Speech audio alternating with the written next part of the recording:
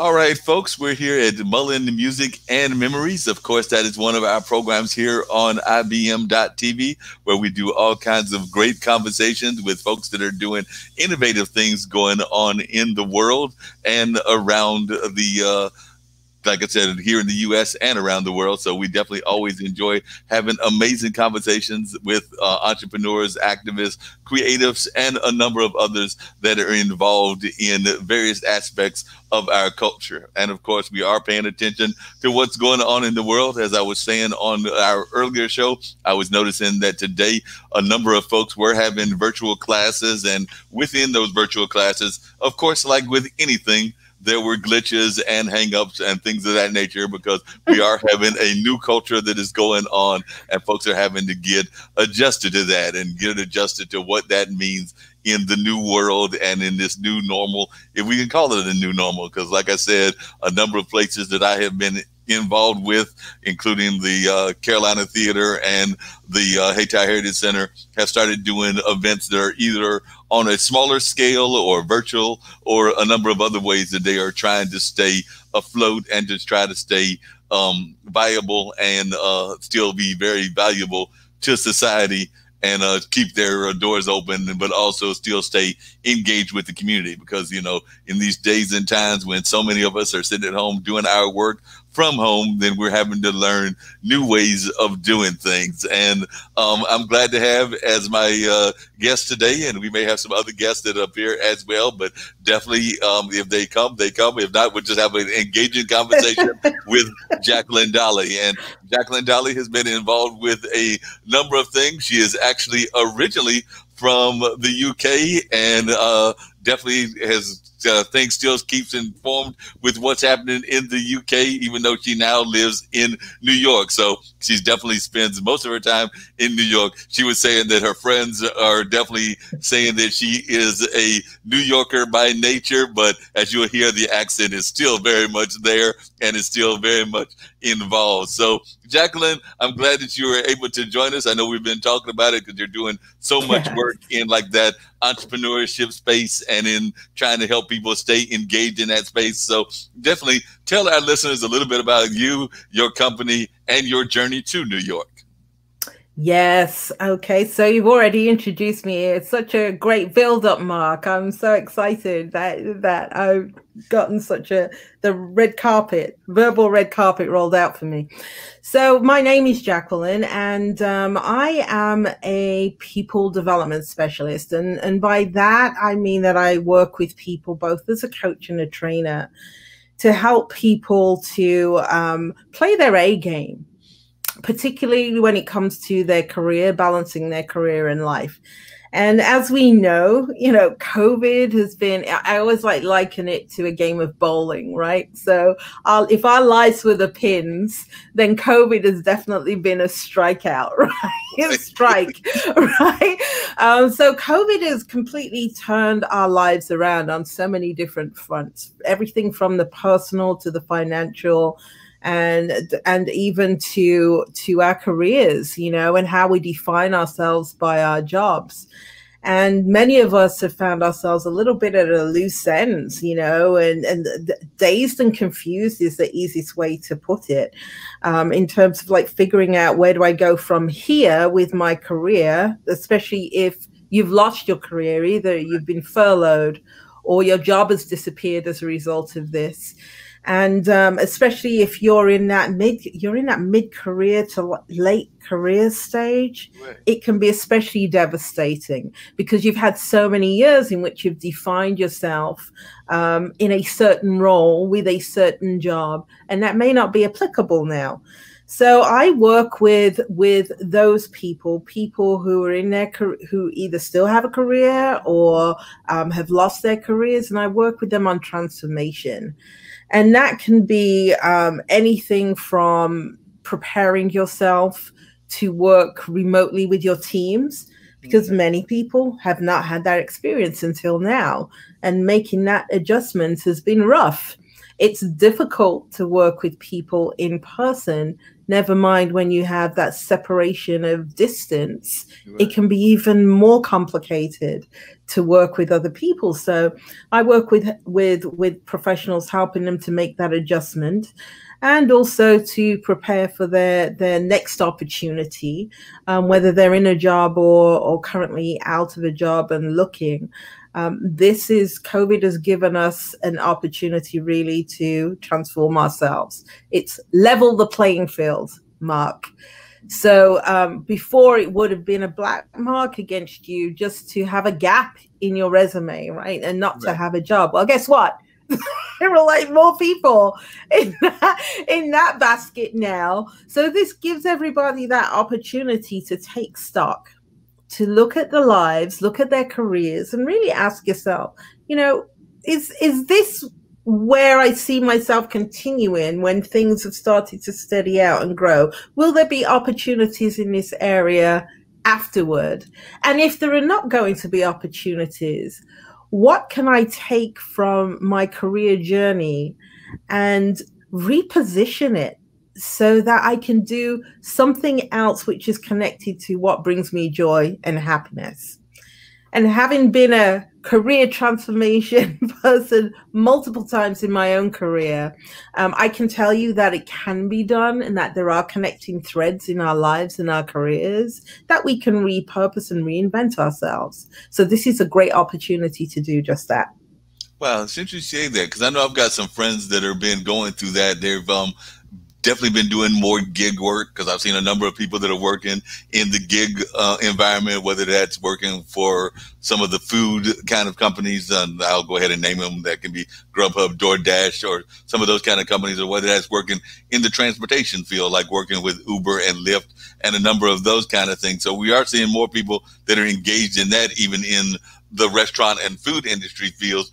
But then I do know a number of people that are engaged in this new normal. They definitely have become virtual employees, and now they're wondering, do they really want to go back to the office building? I mean, right now it's not even an option. They're in their virtual world. They're enjoying the virtual world, but they are having some doubts, like whether they want to go back into the office environment. So from your perspective, as one that is doing this kind of coaching, do you think that that's something that they should be concerned about? Or do you think that we will be staying more in this virtual reality for a number of months, and maybe even a year or two, or maybe even this will be the new normal and the majority of our jobs will be in the virtual space? So as a coach, what is your feeling about that? What is your vibe about that? And do you, what kind of advice do you give folks when they're kind of at, it's not so much of a career impasse, because they're still in the same job. They might still like that field, whether that's customer service, whether that's data entry, whether that's whatever, but they are finding that they can do it at home, and then they're enjoying doing it at home. Of course, home does have its disadvantages too, because as I was mentioning to another guest on another show, sometimes, the food is calling you one too many times over there at the refrigerator. So the TV's calling you one too many times. So you do have to have dedicated space, and you do have to, kind of like balance yourself like you would in a work environment. So, if you have lunch at 12 o'clock, I'm thinking that you would probably say, even in the online environment, take lunch at 12 o'clock. Don't take lunch at 10, 11, 12, 1, 2, as some of us have a habit of doing when we're in the work environment and working from home. Yeah. I think what COVID has done is to really catapult us into the 21st century. Because if you think about it, the way that our lives have been structured around our work is very much in that factory model, isn't it? And the same thing with school, where you have everything which has been designed around the rhythm of the work week or industrialization. That's how we've been conditioned. Well, technology has created this mobile, non-linear type of work environment that a lot of us were on our way. A lot of companies were on their way to moving or transforming how they work in that direction, but they were doing it really slowly. what COVID has done is to speed that up. It's accelerated at this incredible pace, which is dizzying. And so we haven't had that luxury of adjustment time to what the 21st century looks like for work. So we're firmly in it right now. So it's no wonder that a lot of us are a little bit confused and out of our depth and not really sure about where we go from here, or whether or not we have the right skills. So the jobs that are coming in the future are definitely going to have more technical skills in your skill portfolio. Is definitely going to be one of the things all of us should be looking to add. Another thing that we need to think about is our people skills. So there are key soft skills, such as communication skills, even things like this. So learning how to communicate and speak with people over video and different platforms, social platforms that bring people together. These are the skills that are going to be even more important, along with our ability to lead and drive results through others. So if you're not in that space right now, I would say to you, start looking at shoring up in those skill areas, because we're not going to be going back to the way it was. A lot of big corporations who may have been dragging their feet for the work at home culture now are starting to see the benefits, and they're saying, oh, well, maybe we don't have to have such large overheads with so much square foot of office space. We don't need all of this space, and we can actually lower our overhead costs by having a much smaller office space where we have people coming in, like staggering their time in the office. So you're going to see more things like that, where there are much smaller corporate spaces with more people working at home, and they may be going into work a couple of times a week, or maybe even a month. So that's going to be very different for us moving forward. And I think we're going to see more of it because companies have lost a lot of money. Some companies have made money, obviously, but there are companies that have lost a lot of money with this disruption. So they're going to be looking for, where can we save? So that's a very obvious savings. And if you're not paying for heating, right, air conditioning, lighting, and all the other things that you have in the office, and you have your people working at home and capable of doing the same work, why would you go back to the way it was? You're not going to. You're going to stay exactly where you are and figure out a way how to make this a long-term solution for your people. That makes a lot of sense. And one of the things I was just curious about is why do you think that in your mindset, and there's one that has studied this and is definitely doing this kind of coaching, why do you think it took this kind of like COVID disaster for us to move into this era of like actually becoming more futuristic and becoming more of like this future mindset? Because I agree with you that we've been in very much of a that old school mentality, and some people would argue that it's been very much 19th century and things of that nature. And that's across several boards, including our education system, our work system, and a number of other systems. I would even argue our political system. But why do you think that it took this to push us into the 21st century and maybe into the 22nd? So I'm trying to figure out, in your mind, why do you think that this kind of disaster, and it is a world disaster, is what took us to move there? Because it seems to me that we should have moved this way ages ago. Okay. So I tend to think of it, and yes, there are downsides to it, but I like to use the word disruption rather than disaster, because I feel that with COVID, yes, there are downsides to it, and we know what the downsides are, but there are also a lot of good things that have come out of it. So, for example, we've learned how to appreciate each other. Who would have thought that you would be longing to go back to the office and to be around your coworkers, right? So people that you may have been saying, I can't wait for my vacation time to get away from these people. Now you can't wait to get back together with them. So we're learning the value of teamwork. We're learning how much things such as even coffee breaks, and informal discussions, how that feeds a creative process. at work. You know, there's a lot of things that we do within the workplace that we think is a waste of time or is unproductive. And now that you don't have it, you realize how much that was feeding your creativity and your innovation and your ability to come up with solutions. You know, you need other people to bounce things off. So we're learning how to do that again, but in a different environment. With the current scenario, working distanced from each other in a remote environment, we have to figure out a way of how do we stay connected in a way which can allow us to keep sharing and bouncing ideas off each other and creating solutions together. I think that's still a little awkward as we're learning how to connect without overdosing on screen time as well, which is a problem for a lot of us. We've been dragging our feet moving towards this simply because people don't like change. Who likes to change? Nobody, right? Even we all like being in our comfort zone, you know, where we have a lot of control. We're on cruise control a lot of the time because we've learned a certain amount of expertise and proficiency doing something. So it then becomes automatic behavior. Well, guess what? The only way that we can grow is when we either choose to get out of that comfort zone or something kicks us out of it. And right. COVID was a big kick. Yes. So COVID has kicked us out of the comfort, and it's allowed us to see a lot of things as well that we probably didn't see.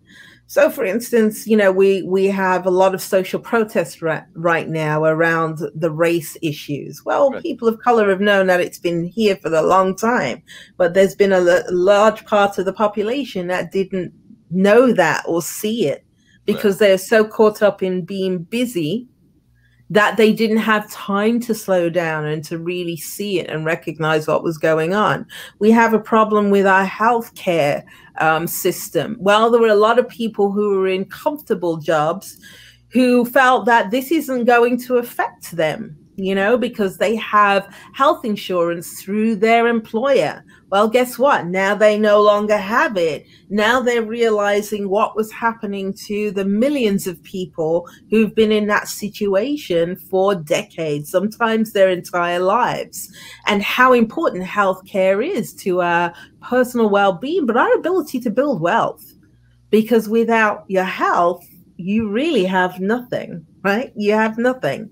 Then there's like things such as debt, you know, the amount of debt that people are carrying. So there's a lot of things that I think have become very clear to a lot more people who now have been forced to notice it and to see it because they've found themselves in life situations that they never felt they would ever have been in outside of this situation. So I think it's been good to kind of lift the veil for a lot of us, and for us to realize, you know, how fragile our systems of well-being are.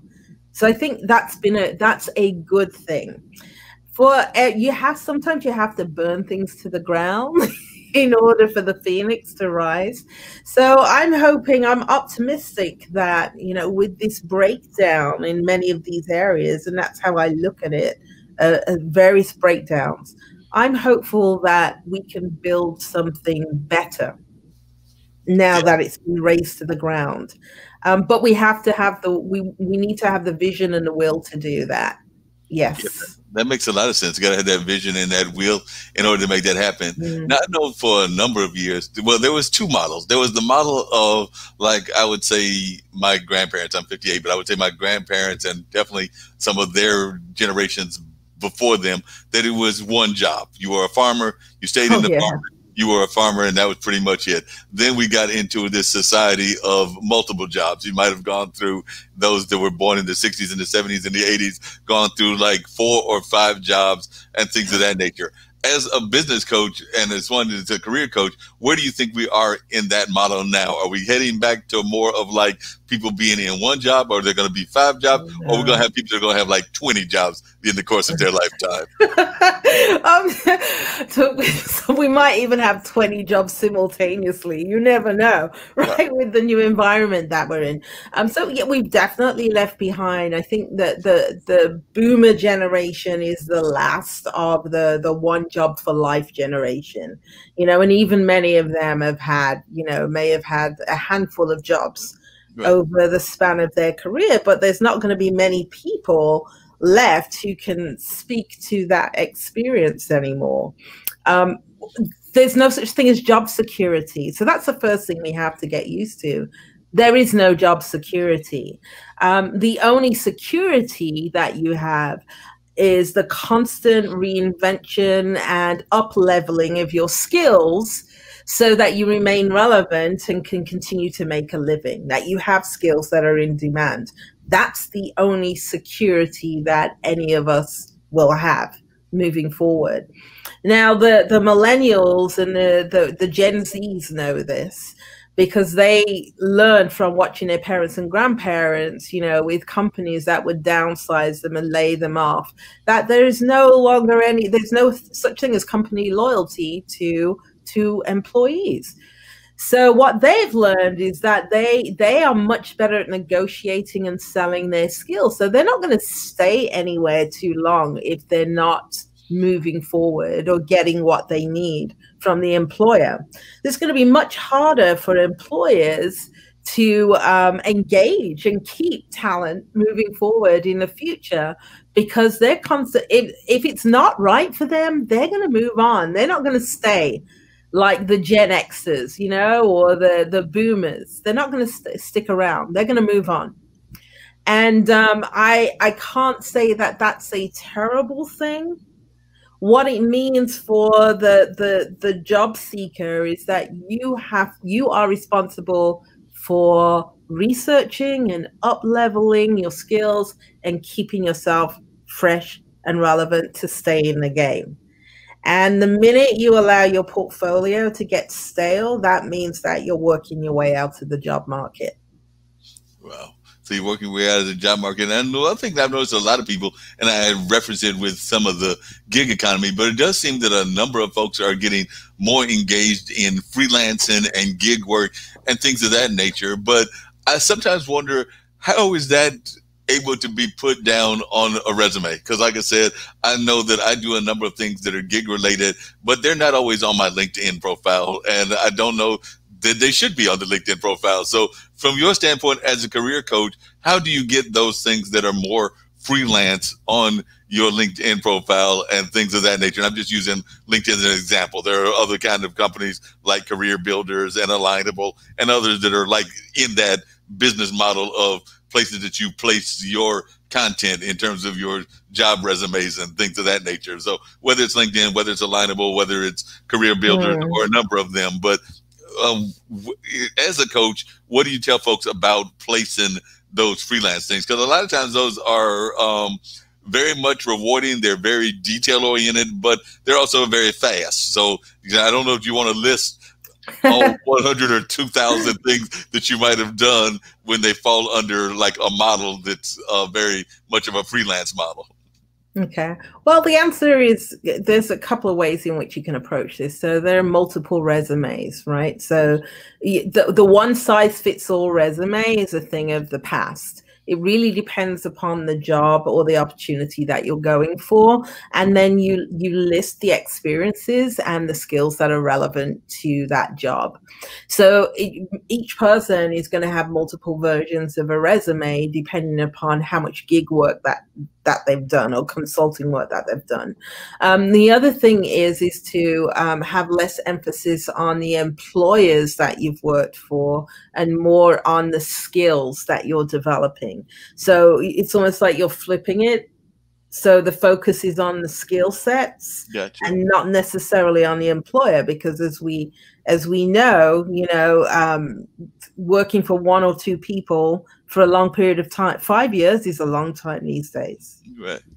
5 years as an employer, people are looking at you like, what's wrong with you? Right? Because you've been there too long. And especially if you've been in the same role with that employer, it really does work against you. So you want to start thinking about the skill sets that you're working on developing as you move to each employer. What exactly are you doing in terms of becoming stronger in this area or more experienced? What are the cumulative experience and the wins that you have with each one of these employers or gigs that you can add under that skill set? Okay. Wow. So these are the things that we can do, and a different approach that we can take with the resume. Okay, because one of the things that I've noticed, and this is just my own observations about not just my own life, but other people's lives as well, is that I've got a good friend, and we've actually done it. We've done consulting of like events, because we've both been in the event space. So we've consulted on a number of events. And one of the things we found is that people love to give free advice, but then when you come back at them and want to charge them, then they look at you like you've done something wrong, because sometimes you've given them the advice on the free side just as a way to sometimes introduce yourself to them, or also as a way to just engage that particular market or whatever. But I do know that a number of my friends, including some that are in the academic field, that's one of our big beefs, is we'll sit there and going like, look, we don't mind telling you about the model or how to do things. We've done them for years. Some of my friends have done even more than I have done, so they've got even wider ranges of experience. But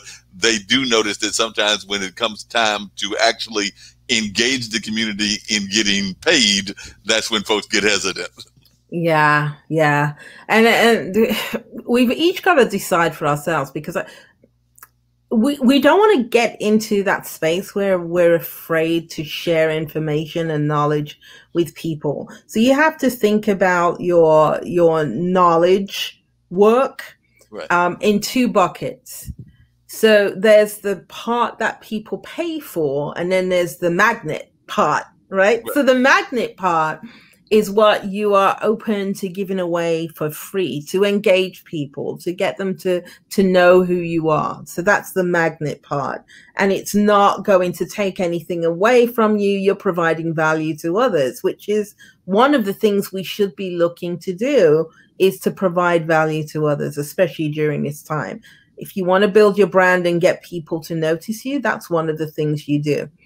Then there's the other part. So there's the knowledge part that you sell, and being very clear about what that is. And there's a clear demarcation line between the two, so that there's no confusion about, what you are willing to give versus what people pay for. Yeah, that makes a lot of sense.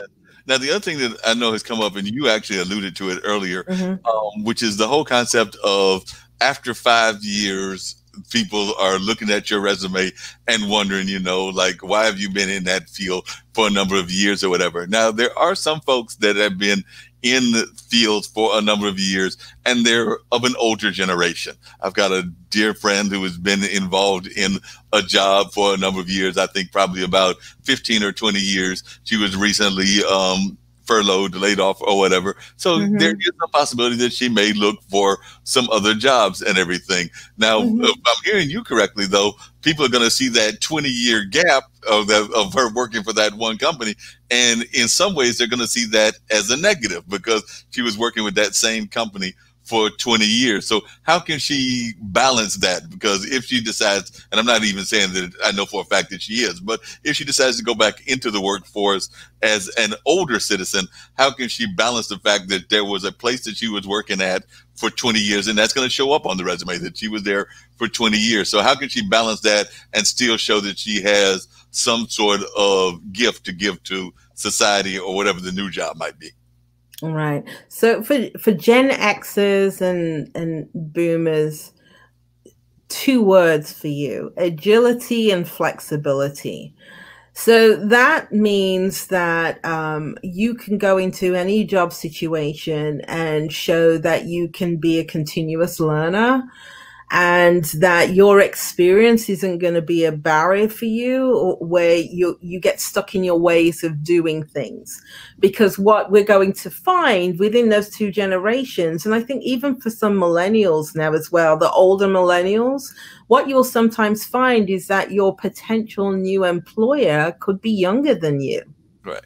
Okay. And a lot of us get stuck on the whole age and experience and wisdom thing and think that our way is the best way, or that we know everything there is to know about a certain thing. Well, we have to be flexible enough to understand that there are always going to be new ways of doing things. So we have to be open enough to be able to learn new ways of doing things. So that's the first thing. And a lot of the times we're not, and that works against us in a big way. The other thing is, it's not about working for a long time in a field. It's if you are in the same role, that's what could work against you. So if there wasn't any real growth in terms of like responsibilities, or there's no sign of promotions, then, or the job hasn't changed in some way, then that can work against you, because people may look at you as being stale or stuck in your ways or limited. They see that as a sign of not much growth. So if you are in a job and you've been in a role for look for new things and activities that you can take on. Yeah. You don't want to be stuck doing the same thing for a long time. You want to look for new things that you can take on that's going to keep you fresh and relevant in the workplace. And I think that's what happens with many of us when we've been in a role, is that we're not looking to take on more. We're actually looking to reduce what we do. If you want to be relevant and you know that you've got another like 10, 20 years in the workforce, then you're going to have to look for new things that you can learn. Oh, yeah, that makes a lot of sense. And that even brings up another issue that I'm curious about your take on this. Mm-hmm. And that's the whole concept of ageism, which also exists in the workforce. Oh, yes. And things of that nature. Because I know that even in the banking field, and I don't remember the exact age, but my mom was actually serving on a board and served on a major bank board. And at a certain age, I think it might have been 65 or 70, she was basically told that she needed to that once she hit that age, she needed to step off the board. Now, I might get that in the early days of the banking industry, but it seems to me that that's another form of ageism, because we do know that people at this age and day and time are still very viable, still very much able to relate ideas and be still very expressive well into their 70s, 80s, and I would even argue 90s for some people and everything. So I'm just wondering, have you found that that does exist in the workplace where there is still too much of the ageism kind of aspect? And what are some of the advices that you give to people when they cross and run into ageism? And I would also be curious as to what advice you give to folks when they run across sexism, which is another major ism that exists in society. Right. So it's within the American youth is a big part of the American culture historically. It's a young country. This is a culture that has a lot of value and a lot of currency around youth and youthfulness, which is why we see things such as the plastic surgery industry, etc., is so huge. Is because, people tend to fear aging, and a lot of it has to do with becoming irrelevant. And it's more so for women. And I'm not saying it doesn't happen to men, but it can be even more challenging for women, who tend to reach that ceiling where they, companies start to age them out or try to push them on, sideline them. So for men, they become more distinguished as they get older. For us women, they just look at us as being old, and push us to one side. So there is that.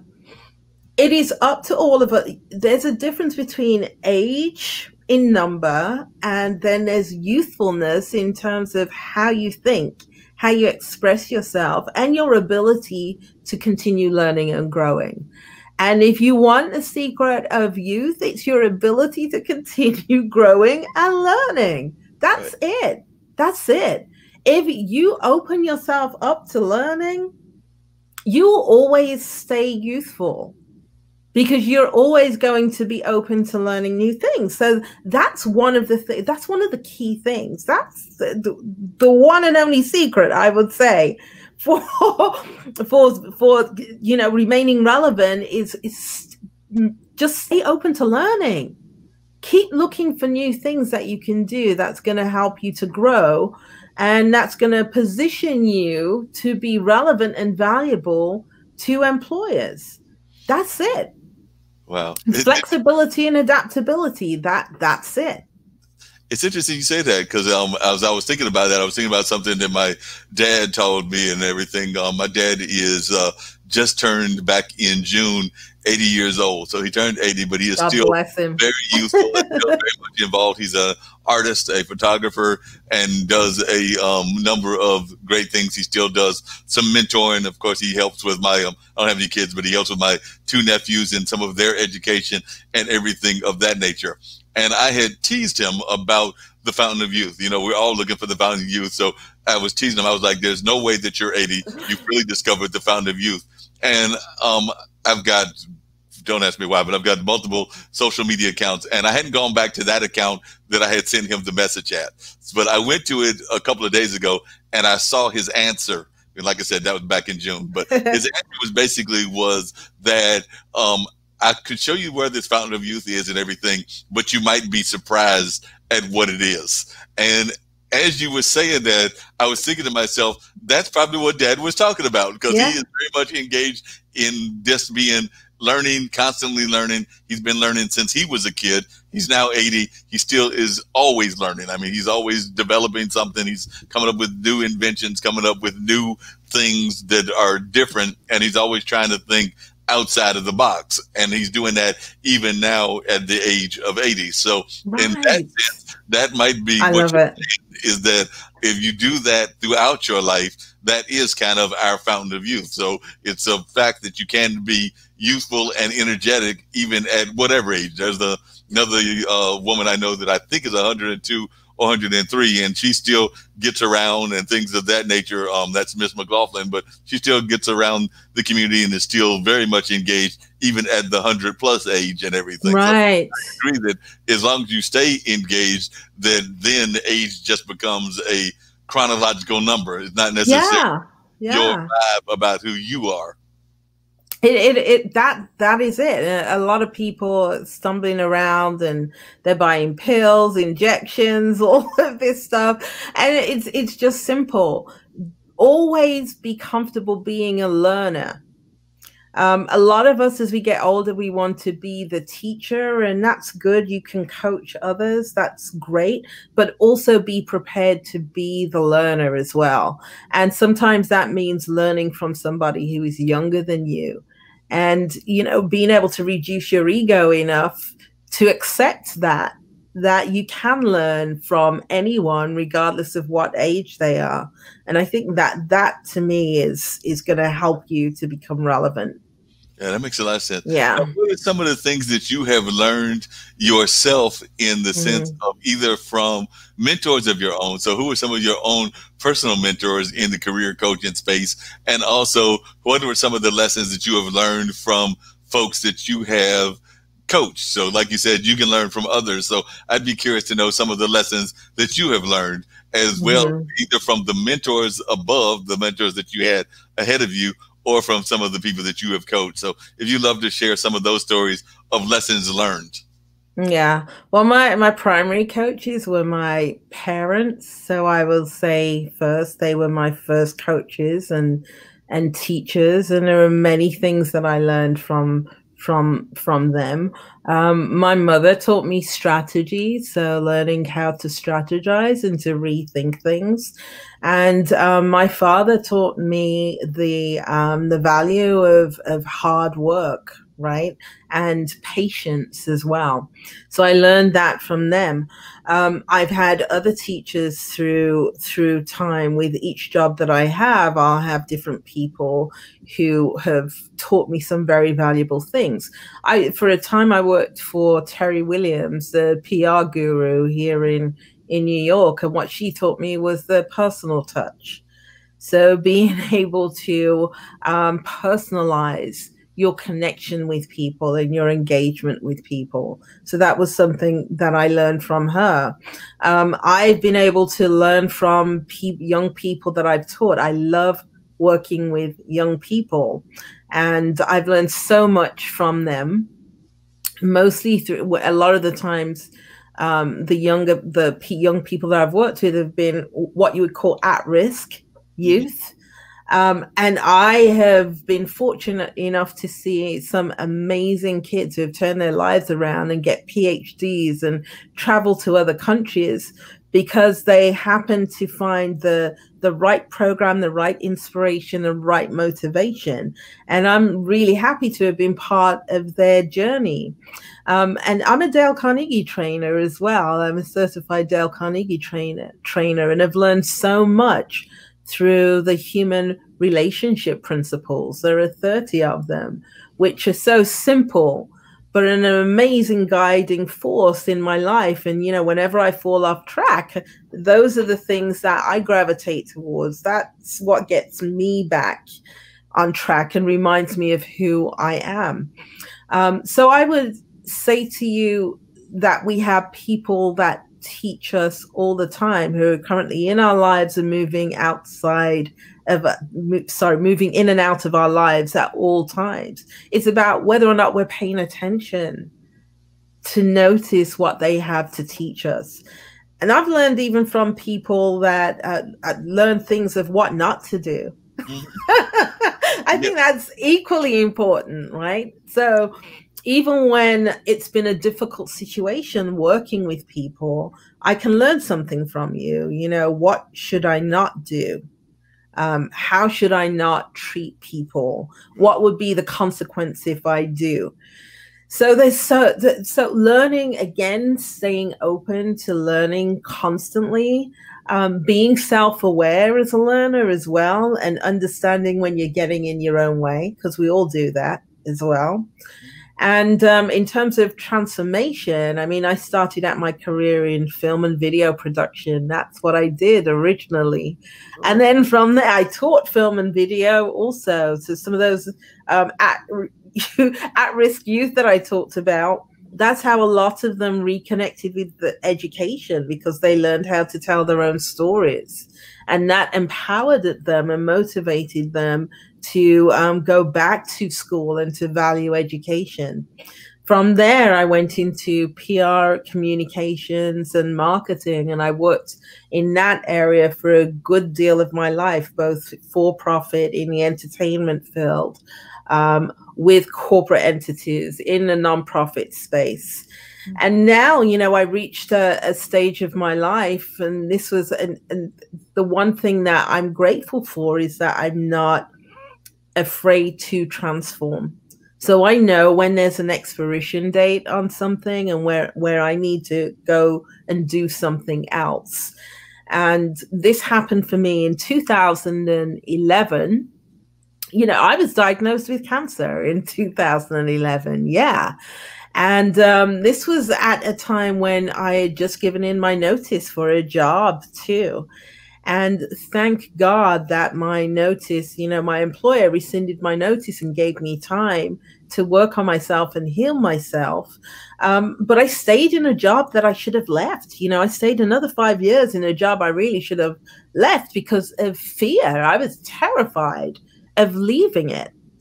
And it wasn't until I realized that you can die a million different ways, right? I was terrified that if I left, my cancer would come back and I wouldn't have health care. I wouldn't be able to take care of myself.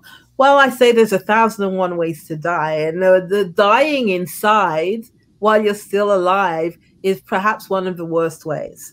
And that made me realize that I had to take a risk and a chance at a time where people thought it was crazy to do that because I had nothing lined up.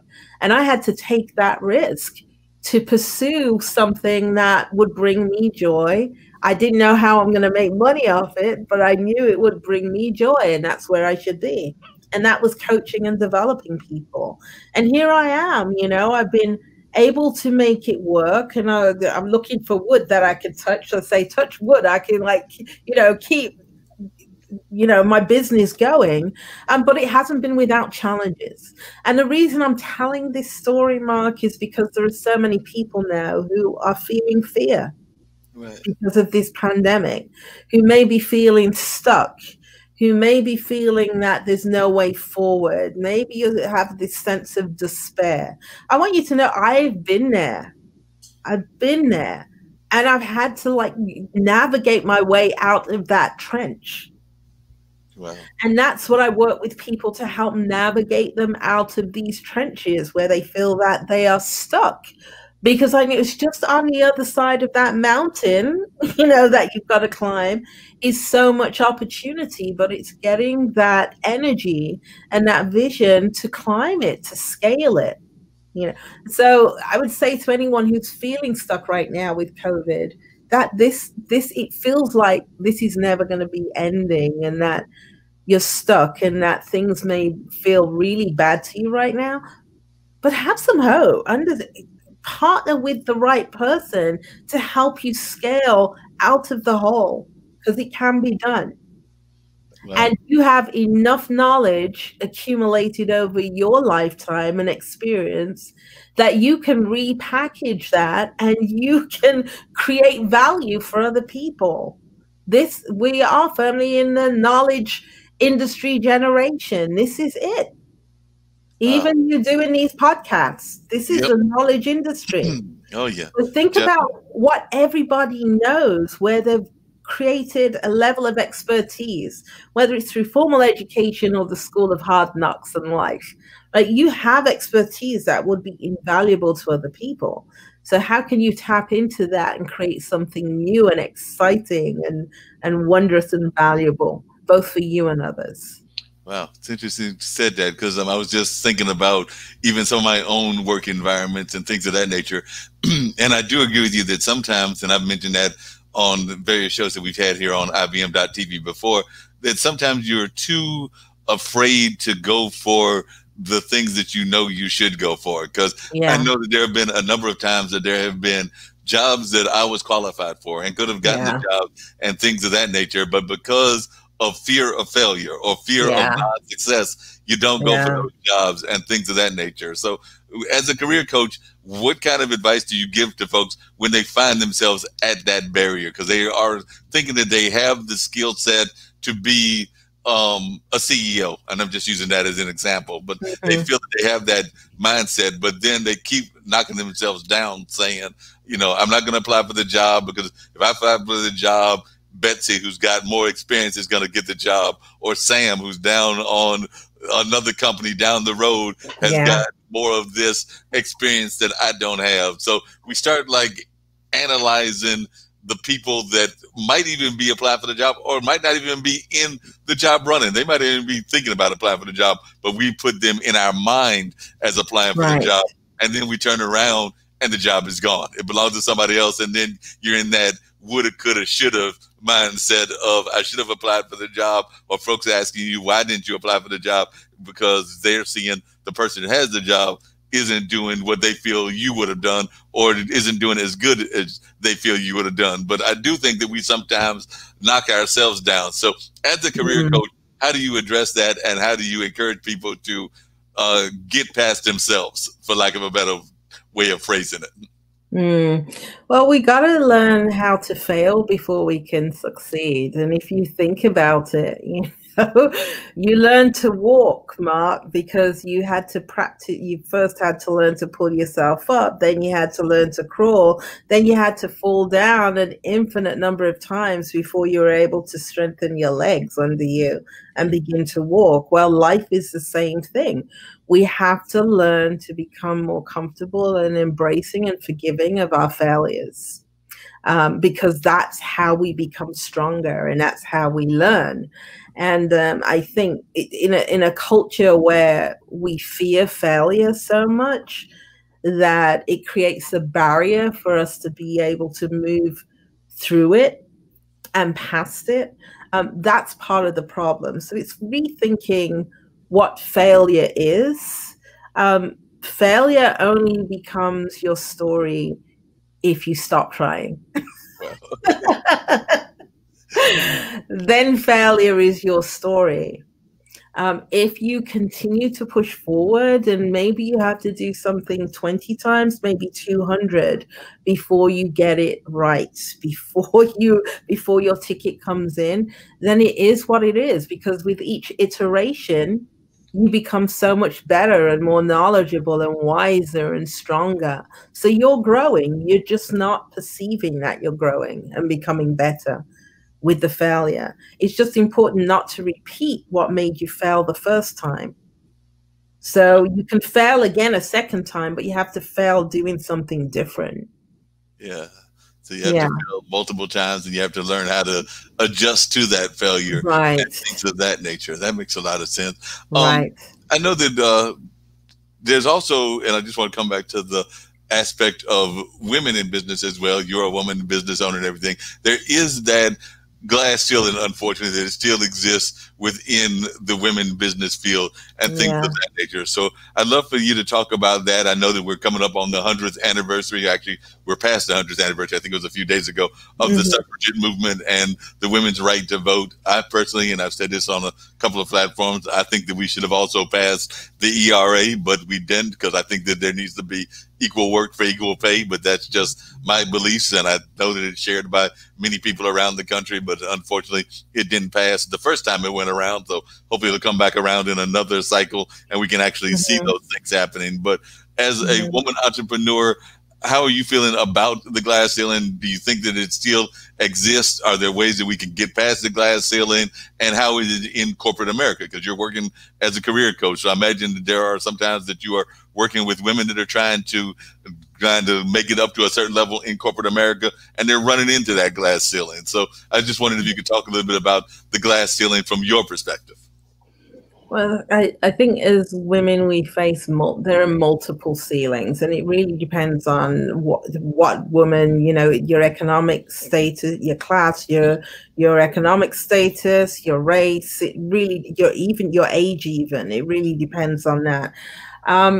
I would say that women have probably taken the brunt of the COVID fallout. Because many women have worked in the service industry. That's where their jobs were. And so with the shutdown, the income and the wealth of women has been seriously impacted. Then there's the fact that women have multiple jobs, right, as caregivers, both for children as well as for aging parents. So there's that part of it as well. So women have been squeezed a lot by COVID and actually have lost some ground, quite honestly, both career-wise, I think economically, financially, and just in terms of empowerment, women have lost a lot of ground with this. As for what it's going to take for women to regain that ground, I don't know. While we're still in flux with education, with childcare, rebuilding business, and it's not going to be the same as it was pre-COVID. I don't know, honestly, I don't know what that's going to mean in the long run for women. I know that entrepreneurship, it sounds like it would be the way out, and entrepreneurship is good. But then again, how many women are going to be able to find the time to balance that? If you're a single woman, especially in a family, and you're the main salary earner, and then you have children that you have to look after and older adults that you may have to care for as well, it becomes really difficult. So it goes back to reimagining how this society works from the government level right down. So how do we want to move forward? Are we going to build for how things really are, or how we have told ourselves things are? Because we've been telling ourselves a lot of lies about how the society functions. and how people work. And we found with COVID that a lot of that's become revealed, and we're seeing the vulnerabilities that have been there for all of us. Wow. So yeah, we're definitely seeing some Mm. changes in the ways that people are thinking about things, and definitely the way that we're engaging in the way of the community and things of that nature. I was just wondering also, because I like to learn about the people and I have as guests and their history and things of that nature. So could you talk to me a little bit about, and I've got another guest I want to bring into the conversation as well, Sure. that also does some coaching as well. But I definitely wanted to learn more about your British background, because like you said, you grew up in London and things of that nature. London also had its history, which sometimes people forget about racism and things of that nature. Yeah. So I was wondering if you could just share a little bit about that and how it has impacted your thoughts about even the Black Lives Matter movement and things along those lines. Because I do know, just from being a historian and a student of history, that London has also had some history Yeah. around race relations Mhm. and things of that nature. So I just wondered if you Yeah. could add your perception of what's going on both here and there. Yeah, but I mean, this was a colony of Britain after all. So a lot of the foundational culture, I would say, comes from Britain. And there was a time where the saying was that the sun never set on the British kingdom. It was that big in terms of the colonies around the world. So racism to me it's a little bit different in the UK, but it's the same animal, right? So a cat is a cat is a cat, right? Whether it's a tiger or a lion or a little kitty cat, it belongs in the cat family. Well, I think of racism the same way. It may look a little bit different, maybe feel a little bit different, but it's pretty much the same animal, right? The same species that we're dealing with. So I grew up in Birmingham, UK, which is the heart of the Industrial Revolution. I mean, that's where you got industrialization from. That's where the factory system came from. Steel. If you want to think of an equivalent town in America, it would be Pittsburgh. So if you think of the history of Pittsburgh, that's very similar to Birmingham. And my parents were from Jamaica originally, and they were British citizens in Jamaica because Jamaica at the time was a colony of the UK. And they moved with the Great Wave of Migration after the war. So the 20 years after the war, Britain was saying to the colonies, come on over and help us to rebuild, right? We need you. We need your expertise. We need your manpower. Come and help us rebuild our bombed out cities and infrastructure. And so they came and they helped to rebuild. And at the same time, we're being told that you don't belong, right? So it's that the complicated history with immigrants is the same, here in the United States, so the United States is like all immigrants, regardless of how you came here, whether you came in chains or whatever, you were not naturally from this land. So as far as the race, what feels different to me in the United States, I would say, to me, racism here feels like, if you had a tap just dripping on your head, like a little bit of water from a tap, and so the drip by itself, it seems like nothing. But after a while, with that thing dripping on your head, right? After a while, it can drive you a little insane. Well, I think that's how I see racism here in the United States. It's this accumulation of indignities that are visited on people that in itself, one little thing in itself may not seem like a big thing, but when you put everything together, it's a lot. And when I moved here, the closest thing that I could think of equating it to was a system of apartheid. It's a system of apartheid where people don't really embrace it and call it what it is. In the UK, you've got either very overt racism or you have people living next to each other. So, right, and different races.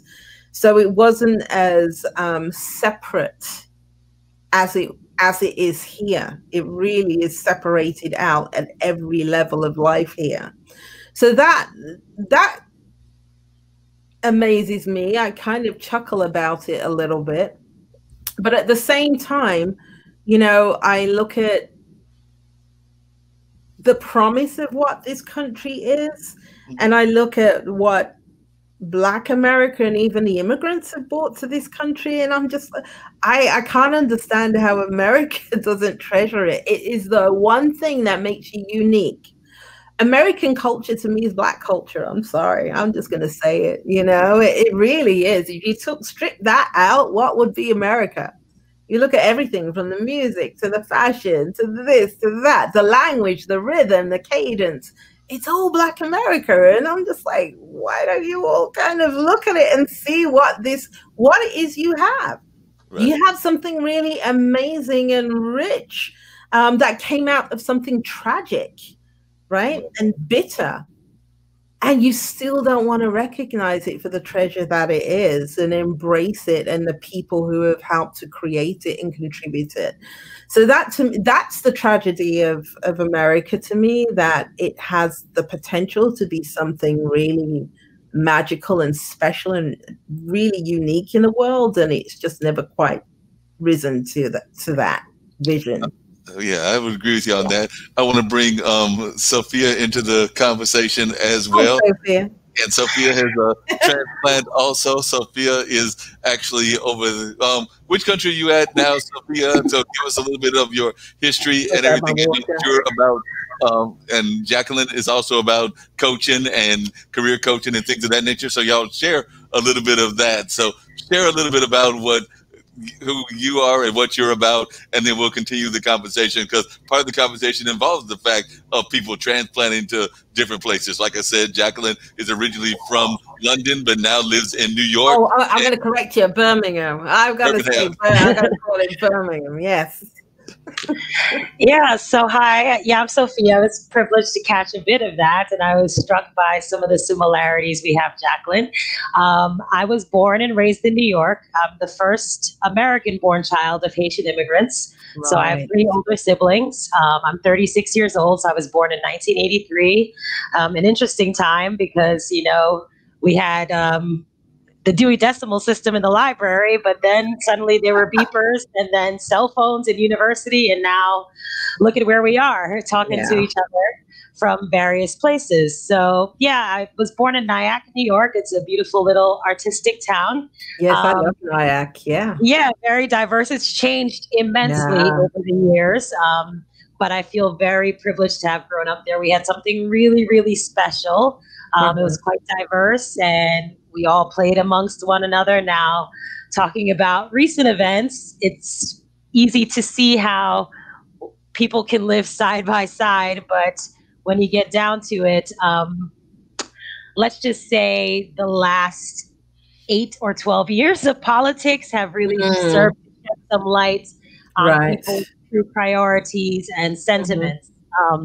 About one another and their neighbors. So anyhow, I went to St. John's University where I ran track, and I earned a business management degree in the early 2000s. And my background was primarily in hospitality. I used to work in that industry quite a bit in New York, but I was also a teacher. So I taught history when I became a New York City teaching fellow, and that was very life-changing since at this point we had the internet. So it wasn't creating from a textbook. It was actually creating curriculum, not teaching students what to think, but how to think. And it was essentially relearning history all over again. So that was a really wonderful experience that totally set my life on a different trajectory. But the other one that did was also getting laid off from a teaching job. And I was pretty burnt out at that point anyway. But once I was laid off, I had caught the travel bug the previous year. And when I was laid off, I was like, well, why am I going to stay here on a $400 a week employment check? I'm going to go to Mexico. So I went to Mexico, and I lived in Mexico and Guatemala for some time. And then I came back to New York and, got kind of stuck in New York doing the hospitality thing again. And then I earned the opportunity to go work in Dubai. So I jumped over to Dubai in 2014, originally to work for a world-renowned hospitality brand, but I wasn't fulfilled by that. So I went back into education and became a university and careers counselor and worked in Dubai for about 4.5 years. And then at the end of 4.5 years, I decided to move on to China for what I thought was an amazing opportunity, but turned out to be a disaster. One of my life's greatest teachers. That was exactly 2 summers ago at this time that I moved to China. Right. So I was there for a bit and learned quite a bit about higher education and different systems over those years. And so I was in China from August 2018 to February 2019.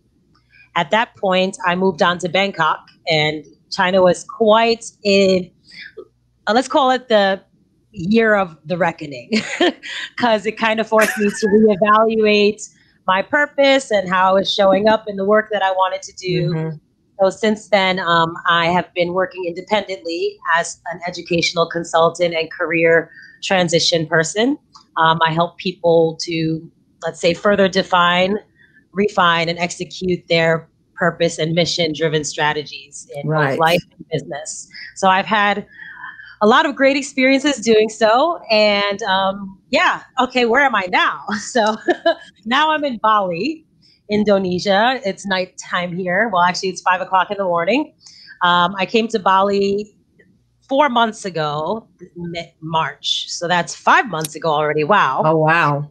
So yes, I made a very conscious and strategic decision as I saw the COVID situation escalating. I decided to come here. So yeah, I've been here since, and it's been a real privilege to be here. Not everything's sunshine and rainbows. Obviously, this is really an interesting time for us all to be alive collectively and individually. But I'm glad to be joining you guys today and part of this discussion. And I loved what you said about being a Jamaican immigrant and just catching tidbits of your conversation. There's so much interesting and important dialogue happening at this juncture in time. So thank you for having me, Marc. I appreciate it, Sophia. Definitely glad that you could join us and everything. What has been some of the things you've learned in Bali? So what has been the difference about Bali during this COVID era as opposed to what you're hearing about what's going on in the States in terms of how they're dealing with it? Well, okay. So at the time when COVID was first starting to gain traction, let's say, or make itself known to the world, I was living in Bangkok, and I happened to be consulting for a startup company. And it's all about optimizing human agency and solving the keys to human flourishing. So one of the things we were doing, this guy is like a quadruple major, very obsessed with data, using applied rationality, behavioral science, and decision making to optimize human flourishing. So I had a direct line to very detailed and accurate information about the potential of this pandemic. And also I was in Thailand, which has a high number of Chinese tourists every year. So about in January, I started hearing murmurs about this virus, and it coincided with me joining this startup, which was really intense and very time consuming. So I just decided to go ahead and go to an island and really just throw myself into the work, right? Because I was like, I'm working remotely with this person anyway. I don't really need to go anywhere. Let's give this a go. So yeah, I knew quite a bit about the virus, and just talking to him, we made a 20-page COVID emergency preparedness plan, which I'm happy to share. And it just goes through all the points that anybody in their life really should have for an emergency. Because it's been proven time and time again, especially now in the good old US of A, that your government is not going to take care of you, right? It's really down to the individual and your personal agency in these situations. So I decided to come here just because I was kind of sick of Bangkok anyway. It's a really big city. There's lots of pollution. Riding the BTS, the SkyTrain, people are like this on a normal basis. Oh my goodness. Just thinking about the virus, I was already like grossed out about being that close to anybody and touching strangers. I'm under normal circumstances, but about this virus, I was just like, I can't do it. So thinking about it strategically, I was like, Bali is beautiful. It's lots of outdoors, lots of nature. It's cheap. Also, there's an abundance of food here. There are rice farmers. There's tons of fresh produce being sold on the street sides. I won't go hungry here. so, so I decided, and my lease was over in Bangkok in March. So I was just like, you know what, I'm going to go to Bali. And it was the best decision I made. In terms of how they're handling it, it's been varied. It's been quite good, actually, because they followed suit and closed their borders and extended us visa amnesty for quite a few months. Now, right now, they've decided that we all need to get legal. So that's been causing a lot of anxiety amongst different groups because there didn't appear to be an immediate solution. But I think we found one, so I can stay longer. And they will probably keep the borders closed longer. So that means those of us who remain here are kind of, because Bali's so reliant on tourism, I don't want to say that they're, well, essentially most of their GDP is reliant on tourism. So we're the last you're really spending money. It's a very hard time for a lot of people. Because of that, lots of businesses were shut down, but lots of people have really stepped up in the expat and foreigner community to provide support and aid. But also these business owners a lot of them are reaching into their own pockets to continue paying their staffs. So that's a really commendable gesture and effort. And I know from my personal experience, this hasn't been all that easy for me either. There's been lots of ups and downs. So I'm really, really thankful to have found such kindness in the Balinese people. It's amazing to me in all my travels and how these countries, where I come from a very privileged background, they don't have to know my economic situation or my emotional, psychological. I have an American passport and I am far away from home. And that's a privilege in and of itself. But people in many countries that I visited are always willing to go above and beyond, despite how little they have, to help you. So I think that's very telling of the collective aspect. Now, on the flip side, something that really surprised me about Bali and had to settle, and is still kind of something that is confounding to me and sometimes infuriating, is that Bali is known as a very spiritual center, right? People come here to do yoga and do all kinds of things. But upon entering these Facebook forums and different things, I was really quite surprised to learn that there are just as many Trump supporters and a lot of racists and a lot of COVID conspiracy theorists, anti-vaxxers. It's best summarized in this article I read from The Guardian. It's about how, Bali used to be the center of coconut oil and retreats, but how the new age, like fringe people, have found their match in the ultra alt-right, right-wing conspiracy theorists. Like they're just like this. They have a lot of the same theories that they are trying to oppress us all, and they are this, and the evil forces, and all this kinds of stuff, like the Bill Gates theories, the 5G, all of it exists here among these new age people. So it's been a really interesting discovery, and made for some interesting dialogues, which I don't tend to get involved in these crazy Facebook comment threads because that's just where some of the dregs of society exist. People are really quite awful on the internet, but at the same time, this is a time where we all need to find our voice and speak up. We can't just keep letting people run rampant. So there's anti-maskers here who don't believe that, despite being a guest in somebody else's country, that they should have to wear a mask because masks are effective. It's a lot going on. I do my part. I wear a mask. I obey the rules. Indonesia's been fairly good at handling it. And there's a lot of theories about why it hasn't completely inundated this place, especially when there was a high volume of Chinese tourists here in November, December as well. Some people have herd immunity theories because apparently many people who live here long term were very ill in November or December, and that kind of passed. Also, something maybe about the climate, maybe there's something in the diet. There's different theories about it. Jakarta is very severely impacted right now. Like the cases are growing there. They've had to shut down the immigration office a couple of days, but the island of Bali has for the most part been spared. And that's because of the measures they took. They shut things down. they closed the borders and stopped all tourism. And they were thinking about opening the borders again September 11th, but it doesn't look like that's going to happen because people elsewhere are not getting their things together. And you can't, like, we see what happens when you open too soon. Right. And it's just, it's appalling and shocking that countries on a small scale can't get collectively together to get out of this. And then if you can't even get the US or like Sweden or Brazil and people cooperating under their leadership, what chance is there for it to ever really go away as fast as it could? So it's really, Good point. I'm just curious to hear from both. And this is actually a thought that y'all were both talking, I was wondering about, because Jacqueline, you came from definitely that English kind of background to New York. You've traveled around the world, Sophia.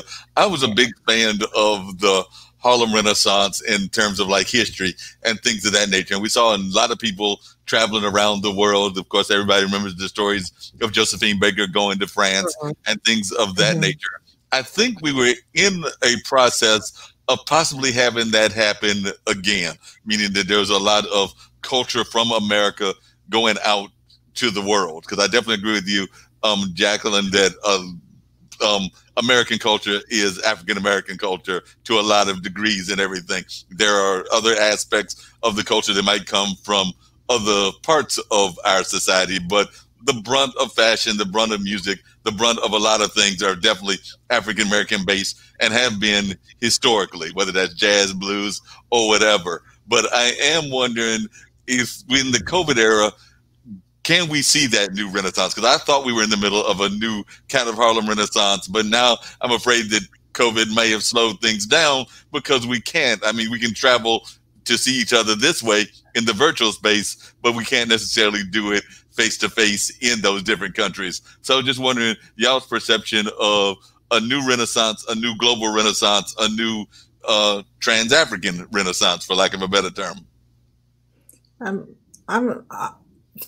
I'm heartened by people like Sophia, right? And I think with the millennial generation in particular, that ability, I mean, they have that pioneer spirit where they are willing to dig up and go to other countries and not just go as tourists, but go there to live, like to get life experience by living amongst other people. And you don't know how happy I am to see that take off in the Black community in particular, that we're not feeling limited by borders anymore, and that we're willing to go to different places in the world and to put down roots and to learn and grow in different environments. So I'm happy for people like Sophia who are out there, because if we are just exporting Black culture through film and through television and books, etc., and music, you get a very warped view of who Black people are. And it can be a very destructive view. So you need people to physically go to these other countries and to export the variety and the richness of what it is to be Black and what you bring with you in terms of value. So I am loving it that there's this huge travel movement in the Black community. I would like to see more of it on the continent of Africa, because I think that's one continent that a lot of us are not making our first choice, because of everything that we've heard and how we've been brainwashed, you know, and that's all of us, including me. We've all been brainwashed about what Africa is or isn't, and have not always been willing to go and learn for ourselves. So I am thankful for the new generation that is not afraid to leave and to put down roots elsewhere. Yeah. Sophia?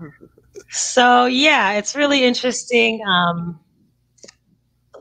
Well, I've now been gone for 6 years, and I'm definitely not the first to do it. However, you'll see, in light of recent cultural events spurred on by the BLM movement, they've given a name to it. It's called Blacksit, right? some people are Blacksit. Yeah, some people are offended by that because they're like, why does it need a specific name? We're the same as everybody else. But yes, there is generally a greater movement because you have all these, the confluence of all these factors. You have social media showing people that it's possible. Like, for example, my work specifically, which was really galvanized by my work in international schools, is being a huge proponent of studying abroad because the cost of American higher education is just astronomical. A crime against humanity. It's like crazy. So even the UK is up there. You're mortgaging your future. Yeah, exactly. And that's the first way they get you. So I'm a huge advocate for that. And that's the work that I focus on helping students. I've now helped students gain admission to about 21 different international education systems. And then professionals as well. My life would have been wholly different if I knew about the expat packages that you can get for working abroad in a different country. This is a higher and sometimes tax-free salary, depending on the country you're going to. This also includes a housing allowance, a transportation allowance. It includes insurance, more vacation days, and an annual flight home, plus bonuses. That's way more than I would have ever made unless I worked at like a really, really top tier school. Well, no, actually, I shouldn't even say top tier. I should say a highly privatized and selective school in an affluent area in the US. I would never make that salary, and they still working you to death. So I'm not saying working in international schools wasn't a hard job, but in education, teaching abroad is definitely, it definitely opens more doors to a higher quality of life. I just think the quality of life outside of the US is better in general, especially coming from New York. Jacqueline, you live in New York. It's so, like, I haven't lived there in 6 years, and every time I go back there, it's just so different, but it's so hard to say I love New York, and it's such a special, special place. But and a tough place. It's a tough place. It's a tough place. And I think, I only left when I was 30. I wish I had left sooner because a lot of things happened to me in New York professionally, personally, with the police and their legal stuff that really gave me some baggage that I packed along with me to my international living experiences. Like, being Black in America is a very unique thing. And when you go out into the world, you can't relate as easily to Africans. You can't relate as easily and directly to even UK citizens because it's just a wholly unique experience.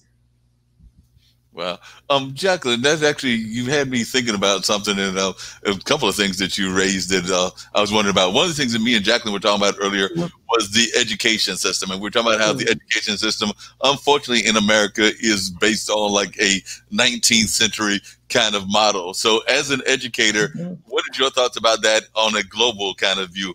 Are they still based on that 19th century kind of view, or have they become more advanced in terms of the way they do education? Because what we're finding here is that we're still stuck in that industrial mode of education. A lot of it based on testing and kind of like that whole academic model that was perfectly fine in the industrial age, but we're in the new millennium, and I don't know that it necessarily works.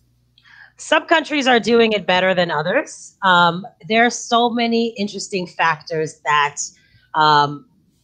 influence the type of education system that works and the type of education system that one can offer. First of all, there's the big one. It's always money, right? So you go to places that are under-resourced, and I'm just always really amazed how you can see a video or some sort of post online where there's somebody in an African village or Chinese village with just a blackboard, and they've sent somebody to one of the most selective universities for engineering, right? Some people will just always have that. But then in other places, like for example, I had a really difficult time in China and Thailand because of how archaic their education systems can be. It's rote memorization. It's not about critical thinking. It's regurgitating facts. Thailand is the opposite. They don't want their people educated. I shouldn't even say this because they're in the midst of another protest and revolution, and they don't like these kinds of things being said. But the students there are being, wow, they're not learning.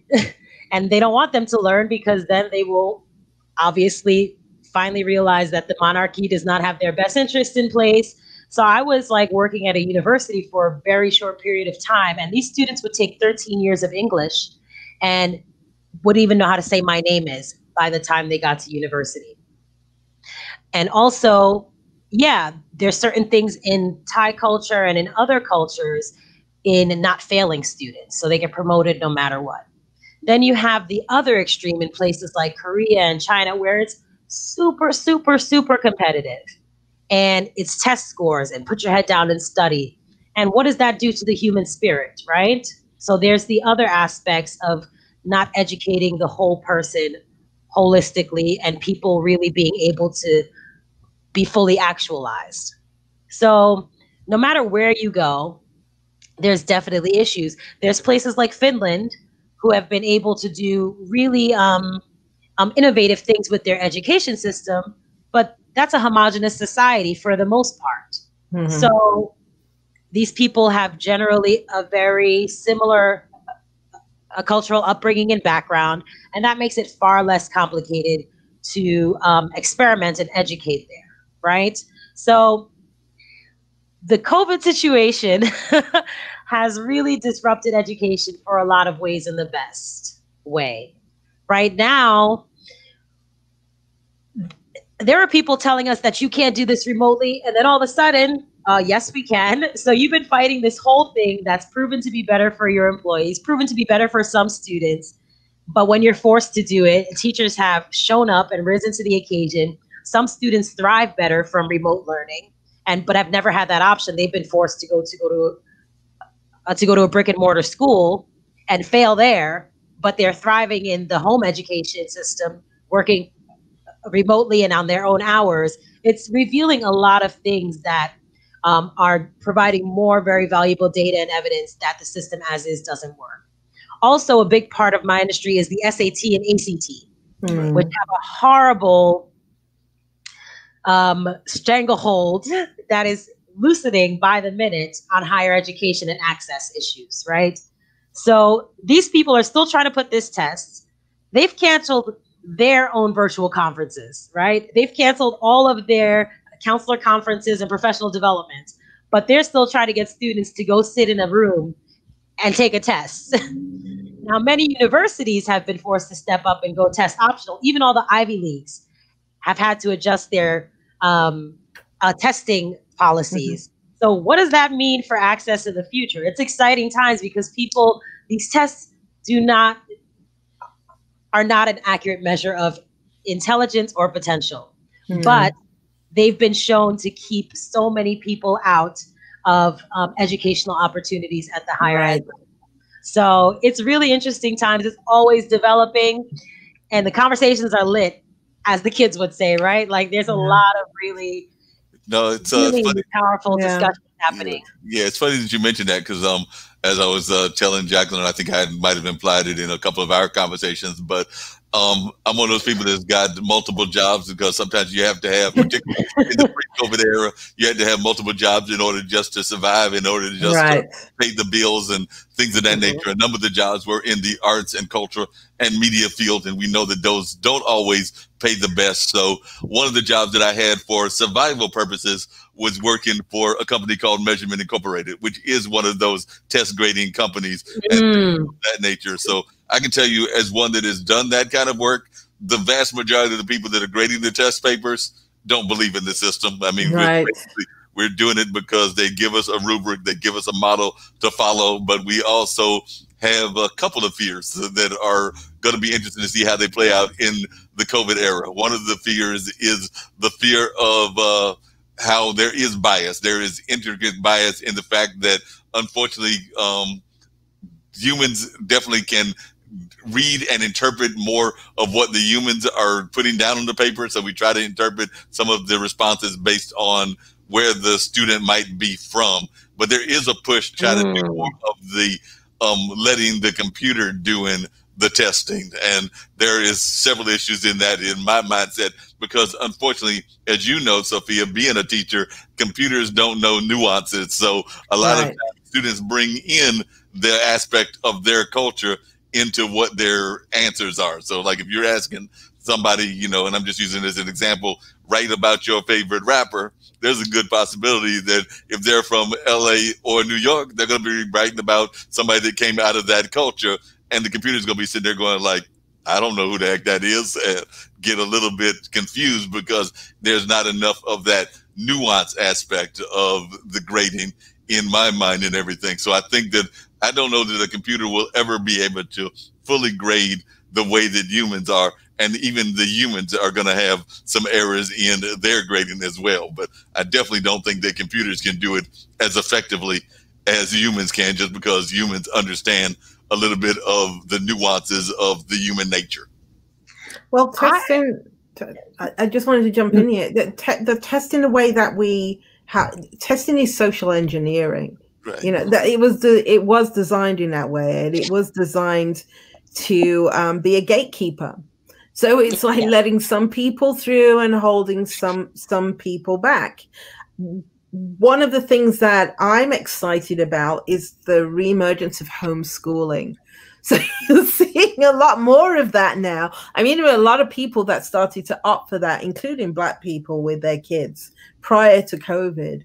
But now it's really becoming an option with more people getting behind this, because the kids who are schooled at home are doing much better academically. That's what's so crazy. They're doing better and passing the tests and doing what they need to do and getting into good schools at a much higher rate than kids who are going to traditional schools. Yeah. What were you going to say, Sophia? Yeah, that's really interesting. I mean, the homeschool debate, we're going to find out. And I love the opportunity to do so. I think there's so many positives to consider, but there's also others to consider that might, that are just very worth a mention, such as like social skills and different other things. But going back to your comment about technology, it's very interesting because I've been, I took up some coursework about a year ago and attended the 5th annual Asia Pacific Futurist Network Conference. So it's about a futures thinking, strategy, and foresight development, right? And a huge proponent of that is about technology and its role in helping us to make meaningful progress on social issues. Mm-hmm. Now, there's a company called Shaping Tomorrow, and the guy's name is Mike Jackson, but he's a tall white man. He has a robot named Athena, who was able to create this entire presentation for him in a fraction of the time, culling all these different resources from the internet.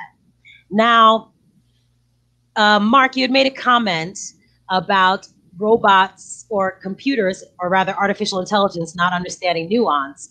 But I think you have to consider that humans come with so much cognitive biases that if you haven't done intentional work on them, those are far more dangerous than having a computer who might display less biases and just have greater access to information to actually grade these papers. I'm picturing, just from the example you gave, somebody reading a university admissions essay, right? And this is a 70-year-old white woman who's worked at this university, which happens to be in a rural US town, for 40 years in the admissions office. Now she's come across many students in her career, but being that this is a predominantly white institute and given the cultural environment of this town,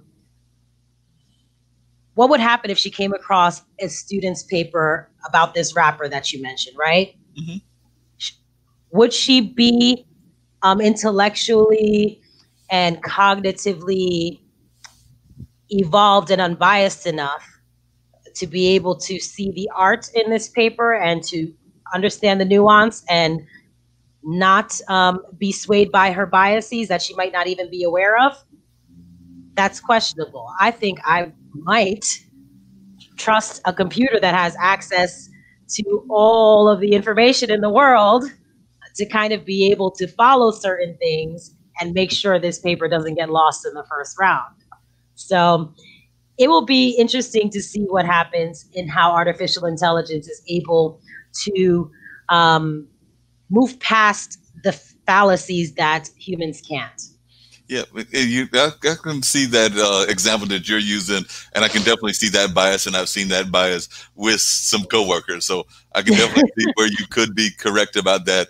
I would just tell you, and then I'm going to bring up some other questions and some other topics as well, but we can still continue on education also. But I can also tell you that some of the greatest things that I have ever seen, and I hate to say this because we're told to basically, I won't say flunk them, but basically to like put them in a batch that is basically like considered the refusals and things of that nature. But some of the greatest essays I've ever seen from a creative standpoint were actually in that stack. So like I said, in my mindset, those students should get rewarded because they have been some of the most creative kids that I have ever seen. But, you know, because of the nature of the test, they don't think the test is serious. They don't take the test seriously. They, for a variety of reasons, they write some masterful pieces in terms of like fiction, in terms of poetry. I've even seen some great raps written, but they're not doing what the assignment is. So therefore they're put in like a negative category. But,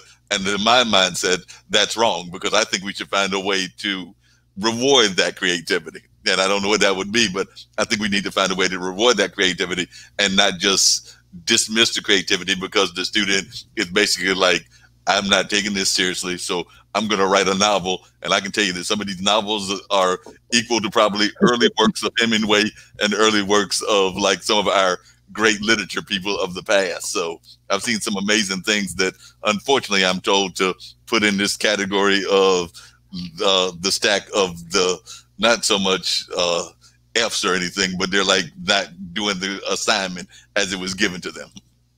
Well, that's what they want. That's part of it. It's your ability to follow the directives that you're given because that's how they're training people for the workforce. So that's very much a part of it. Can they follow the directive? Right.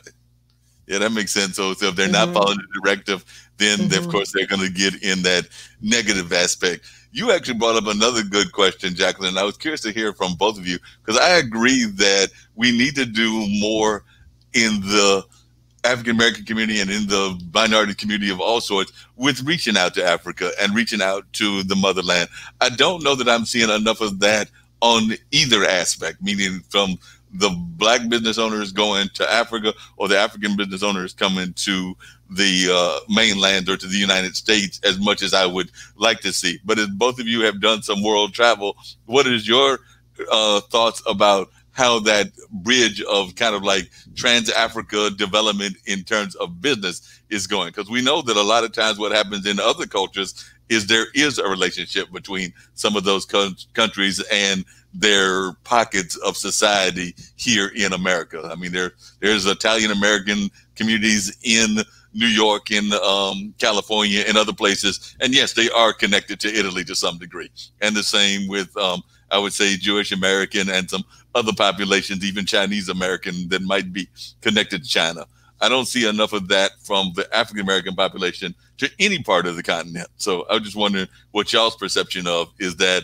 Is it something that is happening or can it happen more of? Or how are you feeling that we're doing in terms of that bridging of that gap? Yeah, I think countries like Ghana, who created the Year of Return, I think it was like last year in 2019 that started, where they're making it easier for the Black diaspora to come and settle and start businesses in Ghana. And also making it easier to give citizenship, right, and work permits. So there are countries that are moving in that direction. Is it happening fast? No, I think it's still very, very cautious.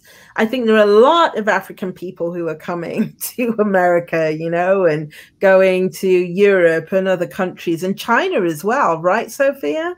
In Asia, there's a lot of African people going abroad and learning and becoming educated and going back to their countries to jumpstart the economy and start businesses. So that cross-pollination is happening.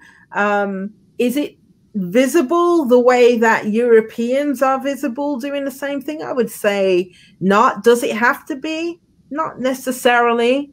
Not necessarily. But I do think that movement is happening. And you do start to see prominent people from the African continent, both here in America as well as in Europe, who are rising to the politics and business. African people in business in the UK have done way better than Black people from the Caribbean, right? In terms of jumpstarting business in their educational level. And you'll start to see some of the parallels here in America as well.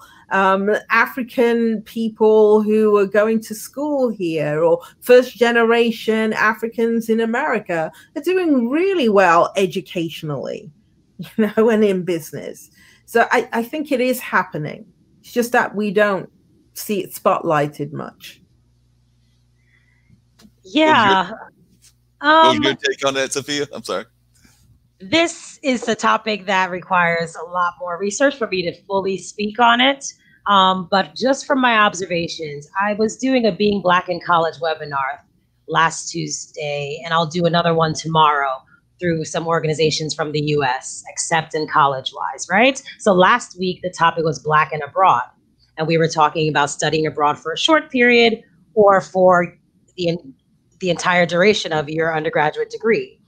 And one thing that I have noticed in my travels is that there are far more African students matriculating in foreign universities, in China, in Thailand even. Yeah. Everywhere, there's a lot more African students traveling or spending extended time abroad. Mm-hmm. And that could be for so many reasons, like the politics and the dialogue that has been planted and created and further cultivated by all of us, quite frankly, to some extent, is extremely complicated between myself, a Caribbean child of an immigrant, you know, that came to the US, is very Black American, but I'm Haitian American, not technically Black American. And then there's African Americans, and then there's people from Africa. There's all kinds of interactions that are just not the easiest ones, right? Mm. There's still some gap in understanding, and I think that's part of the plan. Like we don't have as much solidarity as we can. But hopefully, I mean, I think a lot of the identity of Black folk in general in the world, a lot of it comes from the African American experience and the Black American experience. And I think nowadays it's becoming even more apparent what we can all do if we realize that these nuanced differences that we've experienced are just all part of the same beast. Right. Now, in terms of Africa, the politics, it's not easy. There's certain countries where very good things are happening, like in Ghana, right? The year of the return. But then you have another African nation, I forget which one, but they're signing deals with China and just selling off their resources once again for a nice new experiment in neo-colonialism. And we're just what is happening? You know what? 2 steps forward and 3 steps back. Like, do you not realize what's being done? So in terms of our countries being colonized again and again, just in different iterations, it happens over and over again. Yeah. And until there's some sort of unity and a collective vision and like a shared responsibility for what we can achieve in the future, ideally Wakanda, right? It just won't happen. Like there's always going to be somebody who's waiting to take advantage, and there's always going to be somebody who will sell their people out. Yep. Because I know one of the things that I found fascinating, and this is one of them times where I'm going to date myself again and everything, but I remember when there was the great influx of people coming to like Florida from both Haiti and Cuba, and was interested in watching the way that they were treated vastly different. And you had to think that was based on the coloration, because the Cuban Americans were very much welcomed into Florida and everything of that nature by their society. But I also remember a lot of the Haitian immigrants that were basically pushed back out into the ocean and not welcomed with any kind of open arms and things of that nature. So were your parents part of that generation that was coming in during that influx, or were you like a baby during that time, Sophia? Yes. I was my parents' first American child. So I was born in 83, and I was nearly born in Haiti. And I sometimes muse about how different my life would have been if, English was not my first language and I did not have an American passport. Could have been a totally different scenario. And my next sibling, my sister, the middle child, was born in 78. So they came right before my birth. They did not come on a boat, but growing up as a child all through the 90s, there was a lot of stigma attached to being Haitian. In my hometown of Nyack, there was the Haitian hip hop posse, and they used to have wars with the Black Americans. And it was very anxiety inducing. I remember being scared to walk home from school, or scared to admit that I was Haitian, because it had this terrible stigma attached to it. Now, I think going back to the times that you mentioned, a lot of it had to do with, yes, skin color for sure. Right? It comes down to that quite often, but also fleeing communism, right? And what that meant for American society in terms of that. So the whole Haitian history and its impacts on America's development and its impacts in the world is something that is not taught nearly enough. People have a very limited idea of why the situation in Haiti as it is, and what things would have actually been like if Haitian people did not become the first democracy to actually overthrow slavery at the same republic. time. Yeah, exactly. Yeah. So people don't know this, and they don't teach this for a reason, right? They don't teach this for a reason, and they've interfered and they've meddled time and time again, because the idea of Black people being sovereign is not something that they could stand. No. Right? So that's why they've constantly done things. Haiti did not finish paying reparations to France for their freedom until after the first Industrial Revolution. How is a country supposed to compete when they've been paying you for their freedom and property loss from 1804 in the 1930s? Right? Like, so there's so much stuff that is purposely left out of history teachings to keep people ignorant and to keep them thinking along the lines of a certain scripted narrative. Yeah, because I wonder how many students even know who Toussaint L'Ouverture is, of the students that you taught in the school systems. Like I said, I know about his history and a little bit about it, but I wonder how many of our students in the normal context would even know who that is. Not many, but not many. Right. And I've always said, just in terms, if you're looking at the two different hemispheres, like Haiti here, in the Americas, it cannot be allowed to thrive. This is just politically, it can't be allowed to thrive, because the symbolism of that around the world in terms of like black people's vision for who they would want to be, it would be too dangerous. Just the same as how African nations, there will never be, I hate saying that, never be, but it's not allowed nations to collaborate. So you couldn't see something. I've always dreamed of something like the United States of Africa. I've always when is that ever going to happen? Because what a powerhouse that continent would be, with all of those resources, right, that every nation around the planet is looting. Imagine what that could be if those nations just got it together and were able to work and collaborate with each other and to move past all of the cultural differences, right? Because that's really what keeps everybody apart, as well as outside influences. So to me, the key for Black people's image around the world to rehabilitate us in a sign of empowerment, it's Haiti and it's Africa to me. It always has been. just Thank because you of, for that respect. Oh, it has. No, it is. It is. What Haiti, if Haiti was thriving in the, can you imagine what the Caribbean would be if Haiti was thriving? But why do you not say that about Jamaica or another Black population or country in the Caribbean? Why specifically because Haiti was the first Black republic, simply because of what was achieved, simply because you didn't wait for somebody to issue a proclamation of freedom. You took it. It's Amen. that simple. And that cannot, it's a blueprint for freedom, both for the Caribbean, because the Caribbean nations, they're still not free. They're really not. It doesn't matter if they talk about independence; they're still under the influence either of the UK, other European powers, or America. They're squeezed between those forces.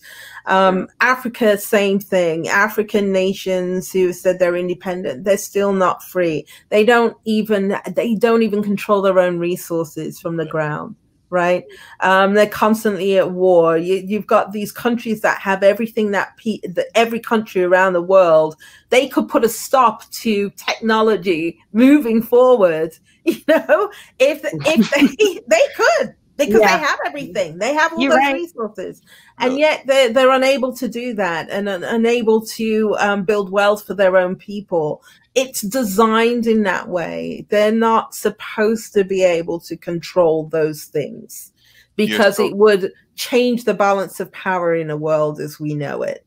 Oh yeah, you're absolutely right about it. You're absolutely right about that. And I was actually, as you were saying that, I was thinking I'm actually a big fan and have friends that are of Puerto Rican descent. So I'm actually one of those people that thinks that Puerto Rico definitely needs to have some independence as well as the other parts of the country. So I'm a big fan of Puerto Rican independence and think that they definitely deserve it. And I can tell you this, Sophia, that if, and then I've got a question for Jacqueline as well, but I can tell you that if there is a certain person that shakes back or keeps the White House, there's going to be an influx of people moving out of the United States. Because I've also heard from several of my friends that if we got to put up with 4 more years of a certain person in DC, they're already planning to migrate somewhere. We don't know where, but there might be a big influx of folks moving out. Well, there's the issue of voluntary migration, and then there's the very real issue of forced migration. I have a brother, and this is quite personal, but I have a brother who, due to some difficult issues that came back to bite him several years later, he's facing deportation to Haiti, a place he hasn't lived in 40 years. Oh, wow. He came to the U.S. as a very young boy and got mixed up in some things. The system is not designed to rehabilitate. We all know people who have fallen or succumbed to substance abuse issues, right? And they just lock these people up in disproportionate numbers in minority communities, but especially in Black communities. And if you do things enough times, it doesn't matter if you were selling nickel bags of weed, you might get deported. So this is happening to a lot of people. And this is happening to people getting sent back to countries like Haiti where they haven't lived. And it matter if, even if you served in the army in the United States, you will get shipped back. So there's huge issues about, I feel very lucky to be able to voluntarily leave, but there are people who have given their lives and broke their backs for America and who slip up once and get no reprieve and are getting shipped back to some really horrible places, or places where they can't survive. It's a humanitarian crisis. Right, it is. For them to get sent back to these places. So that's another topic we could talk about all day. So we all know, if this person is elected in November, people who have been sitting in ICE being treated awfully, they probably are not going to be able to hold on for 4 more years and continue to fight their cases to stay in the U.S., right? They had kids in cages a couple of years. I just can't even believe I say some of these things out loud at this point. Nothing surprises me anymore, but it's just shocking to watch from overseas what's happening and continues to happen and the conversations. And there's just no explanation. I'm not a spokesperson for America because I don't know either. Britain's doing, by the way, the UK is doing the same thing. Really? By the way. It's not advertised, or it's not as widespread news, because somehow people think Europe is post-racial and and I know it's ridiculous. That's the question I wanted to get to, Jacqueline, about. I'm glad you brought that up, Sophia, because that's actually where I was going, Jacqueline, is the American perception of the monarchy is, the elderly queen, the royal family, whatever's going on with the various royal members, whether that's Prince Andrews, Prince Charles, whatever. But it's that whole royal family, and that's kind of what we pay attention to because it's what the news media feeds us. As one that is from that area, meaning from England and everything, and is one that still has ties to that, what is the perception of the monarchy from the common, everyday British black citizen? Because like I said, I know the perception we give, which is that the whole country just adores the monarchy. The monarchy is wonderful and all of that. But I can't believe that as one is watching from the outside. So I want to know your perception of what is the monarchy's belief, and how do people feel about the monarchy there in England, but particularly from the minority community, whether that's the black community there, black British folks, or like those that might be from other parts of the world, like black African members of the different African countries that now live in Britain and the Caribbean and vice versa, and the various other parts of the diaspora.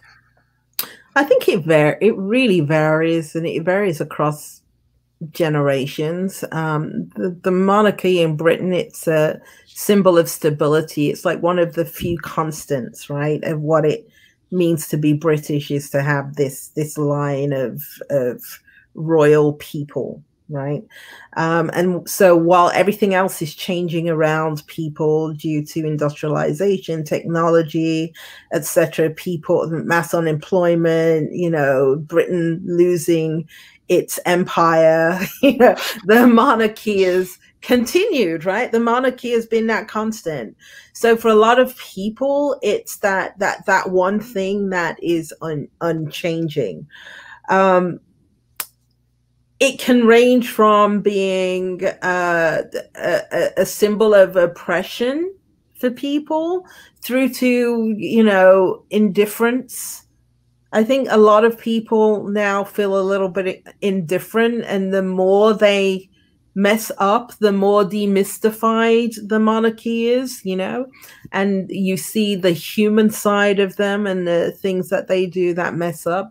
I think the more people say, well, they're kind of just like us, but not quite, right? Because they're obviously not living like us. But it humanizes them a little bit. And I think there was a little bit of hope when Meghan Markle joined their family, where people were saying, oh, it's like a new day and everything. But we all saw where that story went, and where I knew it was going to go, because the establishment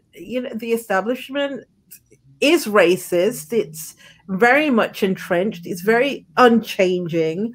It's not just a race issue, it's a class issue. It's like race and class in Britain. So you get held back, yes, if you're black, but the white working class there are equally held back, because of class issues, which can be just as powerful as race over there. So I would say I grew up pretty much indifferent. It's interesting, it's colorful, it's something that you see. It's a tourist trap. It draws people there. It's something to talk about, but is it something that I'm that interested in? Not really. Gotcha. Not really, no. And Sophia, coming back to something that we were talking to Jacqueline about, and I don't know if you heard the conversation, but as you've traveled the world, what is the world's reaction? Because I know Jacqueline gave us her view, but what's the world reaction been to Black Lives Matter in the different places that you've been to? So I'd love to hear some of the perceptions you're hearing from China and Bali and some of the other places that you've been to around the world. It really varies. I mean, people can make their best effort to be supportive for different reasons, but they'll never fully understand it, and they'll never understand how pervasive it is. And can you blame them for that? There's the saying, everybody wants our rhythm, but they don't want our blues, right? So as much as people love Black culture, listen to the music, you got people twerking in every corner of the world, which is not Black culture, just to be clear, but, right? Well, okay, it is. Whatever. They don't fully understand. So there's a detachment, right? And they don't really know what's going on. They have their own news cycles, right? So what's going on in the US, but BLM, as we saw, has reached many different corners, and we have a lot of supporters. There's been different collectives of communities, like, for example, in Bangkok, I have some friends who got some features and got some exposure because they wanted to highlight, like, racism and colorism is really prevalent in a lot of these different societies on this side of the world as well. So it sparks different conversations on different levels. In terms of here in Bali, the same COVID conspiracy theorists and anti-vaxxers and people who also think that we're being controlled by evil forces also think all lives matter. Wow. Right? So there's a lot of interesting conversations about race that are being brought to the forefront. It's extremely exhausting sometimes. People don't understand that I'm not here to be your I'm educator, you have the internet. But then there's also people, it's just really like when the Meghan Markle thing happened, or when Donald Trump got elected, or when Obama got elected. You see all kinds of snakes coming out the grass. People that you grew up with, people that you had no idea really had these views or didn't honor your personhood in the ways you would assume. Lots of things get unearthed, right? So the BLM movement is no different. There's not the same conversations happening, which is why I'm so thankful to be coming on platforms like this and being really involved with my cohort and colleagues in the US, because being abroad at these times and not necessarily being there, there's a sense of survivor's guilt sometimes. There's a sense of like, well, what do I do? How can I be involved? There's re-traumatization. There's a whole range of emotions that happen every time something happens. Oh, yeah. So, I can definitely understand that.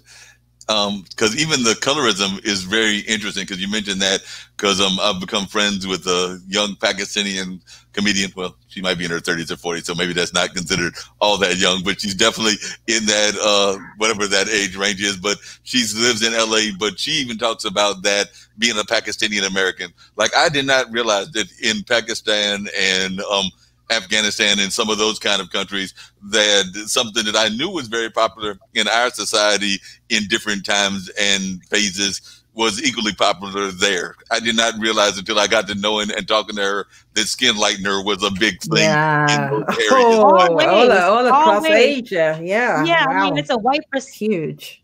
It's not popular, it's pervasive and it's destructive, you know? Like, this is a white supremacist world. It's not even just limited to the US. You can see the effects of colonialism and teaching dark people to hate themselves or not be good enough all across the colonies. You got people in Jamaica bleaching their skin. You have the fair skin products here, thin noses, straight hair. It's all on the continent of Africa, everything. Everything. It's all, like, I hate to, you know, people get really defensive about white privilege and when you throw around white supremacy, but if you cannot see how it has really shaped the way different, all of us, all of us are infected, not necessarily in the positive ways. No. Then you're just willfully ignorant at this point. Willfully, right? Because some people, like yesterday, I made a comment in a forum, and I never comment in these forums, but somebody posted a tweet from someone that said, if you are white and you're calling yourself a shaman, you need to post your teacher's name, post, share some of the profit with them, this, and that. And people were up in arms. But I got in there and I was just like, you know what? I'm a first generation American, Haitian American. what I'm going to say is that I've come to Bali, and there are more white people practicing indigenous spiritual things that have kept us alive for centuries, despite other groups' best attempts at eradicating us through slavery, through genocide, through all these things.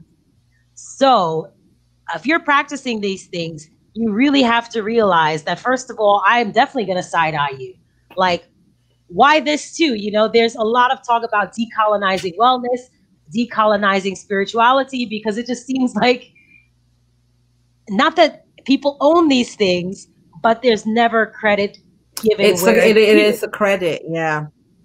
It's just appropriation. It's called Columbusing. Like, people put their hair in braids. Suddenly, when Kim Kardashian or somebody paler does it, it's acceptable and legitimized. Meanwhile, we've been terrorized for having natural hair at work. Like, it's just pervasive at every level of society that the standard for legitimacy has been white. And everything that deviates further and further from that is difficult for people to stomach. Yeah, you got a point there, because I know one of the things that I know people oftentimes talk about is, particularly in this era that we're in now, because of the nature of what the world is going through, everybody is calling for unity, and unity across races, unity across people, and unity here and there. And I think that that is a good concept, and I think it's a wonderful concept for us to have in the world. And I definitely think that there should be push to have unity, but I'm also very realist about it. And I think that within that unity, has to be room to celebrate our cultures, which means that if you're no matter what the ethnicity is, like I said, Sophia celebrates part of her Haitian culture.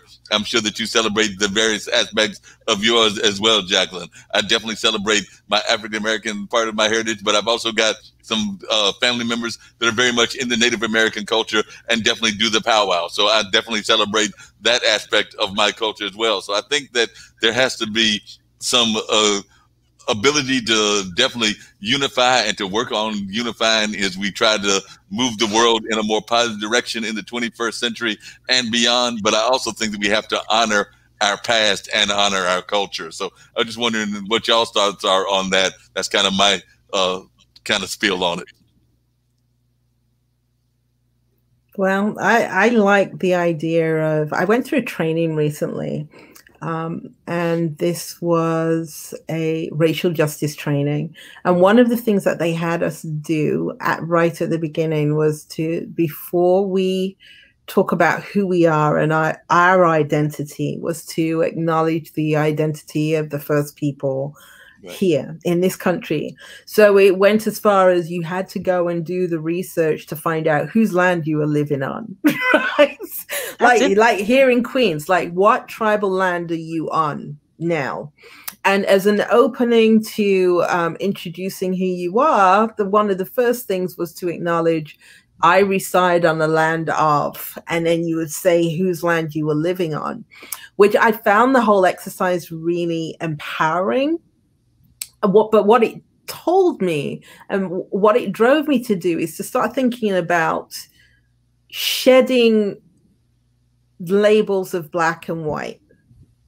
Part of the destructiveness, and I also feel that black is equally destructive, part of the destructiveness of white supremacy is that they have forgotten, they took on whiteness and forgot and shed their ethnicities, right? So their cultural identities, whether that was from Ireland, Italy, whatever that was, in exchange for whiteness, they gave that up. Okay, and they lost something really valuable. Even when it comes to connecting, the ability to connect spiritually with themselves and anyone else, I think that's a big thing. But I also think the same thing happens with us, albeit slightly different, with the label of being black. And it's not that I'm against using that, but it's also it's black and. Right. So having the ability to reclaim your cultural roots and to talk about where you came from and how those roots have shaped you is so critical. And we've lost the ability to do that. Therefore, we become all this blanket black term in America, where you have somebody like Joe Biden, I think it was last week, wasn't it, where there was a huge scandal about him talking about not much diversity in the Black community. And I laughed when I read it. I'm just like, are you kidding me? Are you kidding? This is like, if I can find two Black people who think alike, that's a lot, right? And I'm just like, there is so much diversity culturally, just in terms of how we think, how we process things, our approach to life. And yet, because of the label of Black, people lump us together. And I think that's really, that type of erasure is really destructive. No, I agree. That's very destructive. Yeah. And I know that event that you're talking about with presidential candidate Biden and everything was actually at the joint convention of the NABJ and the NAHJ, which is the Black journalists and the Hispanic journalists. I think I understood. Wow, what an audience. What an audience. I think I understood what he was trying to say.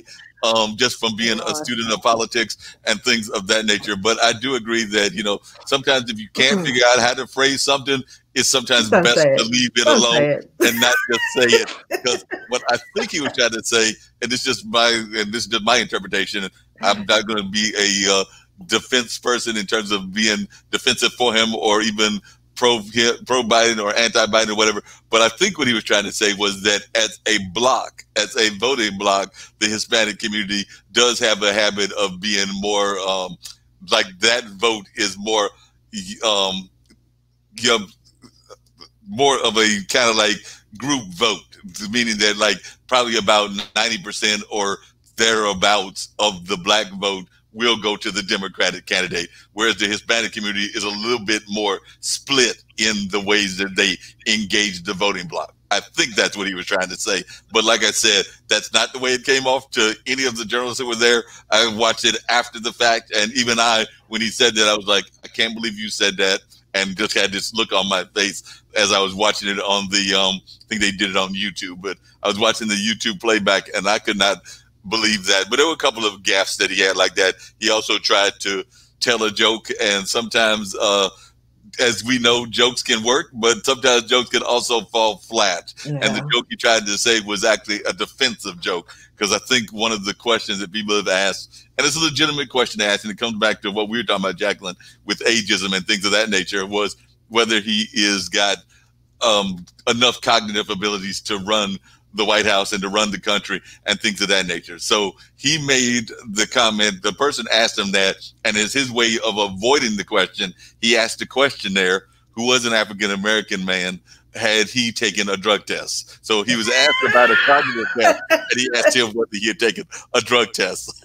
So like I said, you're trying to diffuse the question, but in that time, humor was not the answer. You should have left that joke alone and just not gone there. Because Joe's keeping it real, kind of. He was like, you know what?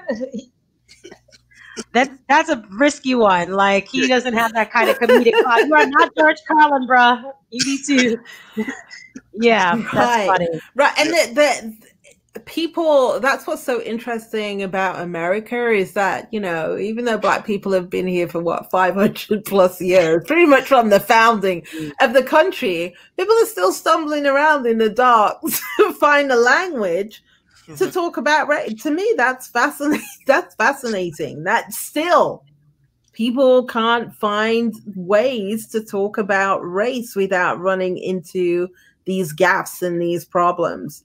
So I don't know what the United States is going to be tomorrow. Never mind next year, right? Yeah. After the election, it's really hard to tell. All I just know is that there's all this promise here and that there is this amazing potential that the country is just, it's never even gotten 50% there yet.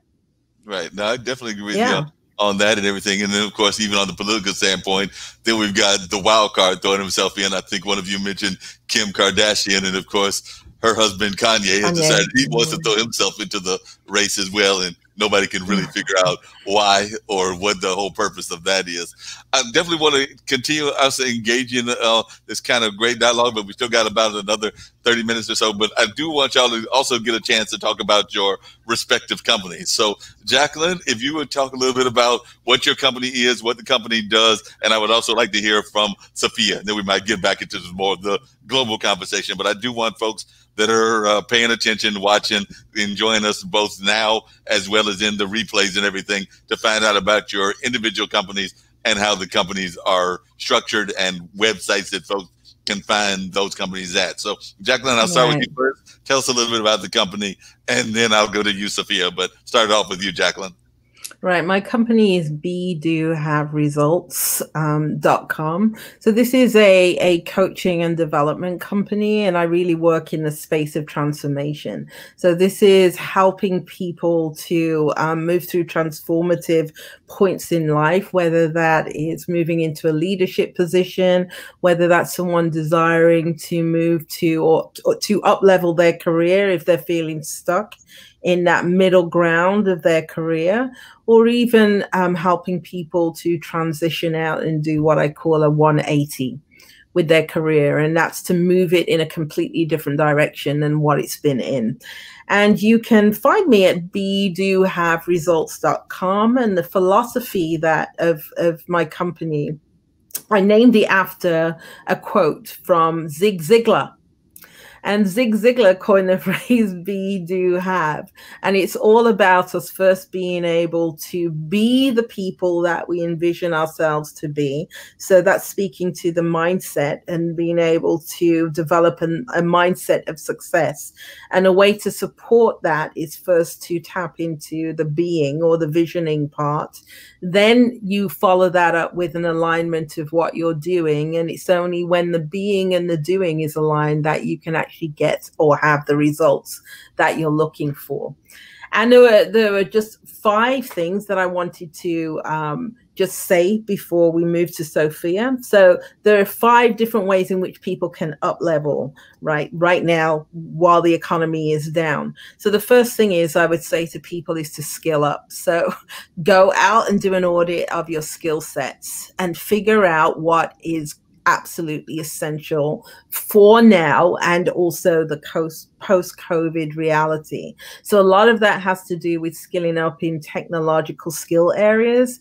So that could be everything from learning how to use social media. It can be like learning how to do video editing, whatever has to do with technology, skill up in those areas because those are going to be critical moving forward. Then there's increasing your knowledge base. So do more reading.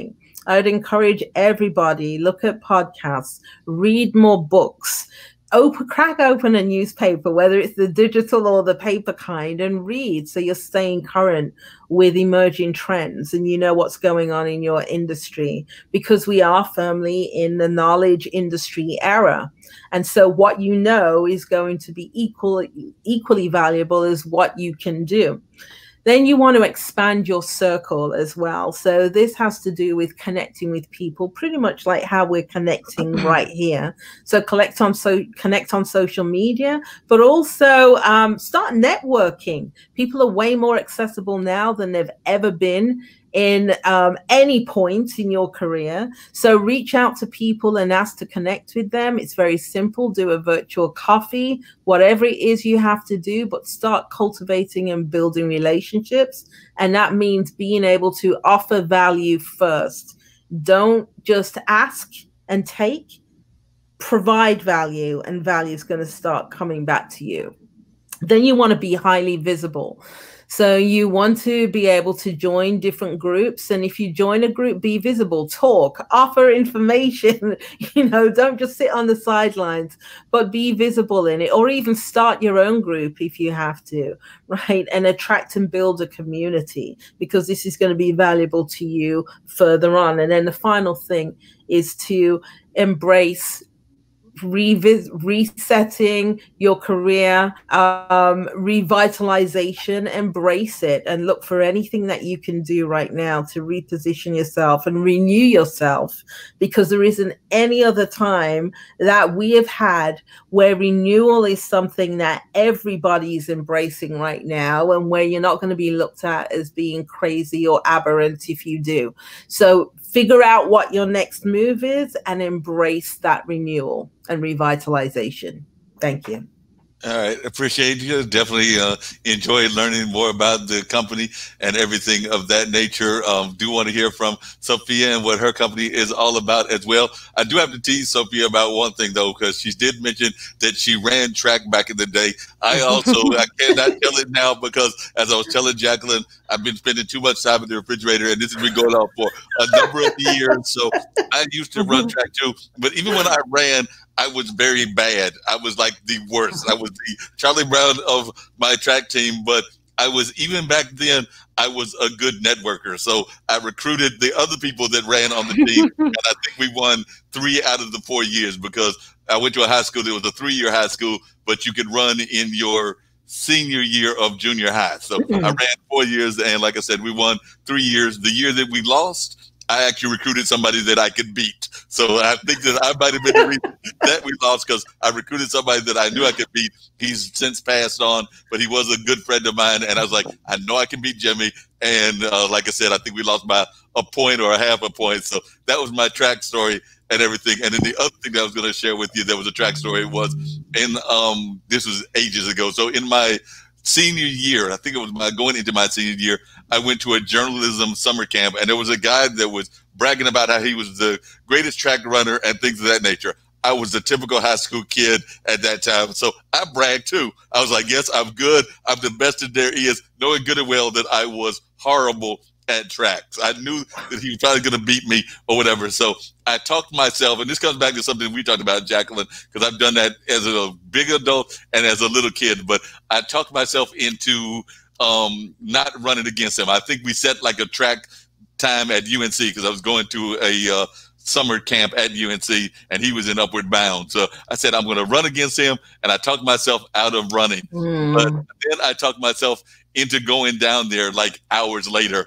And when I got down there, there was a number of folks from multiple states that were there for this journalism camp. And I saw a bunch of my friends coming back, and I was like, yeah, I'm ready to go down for the race and everything. And, you know, trying to put on a sense of bravado.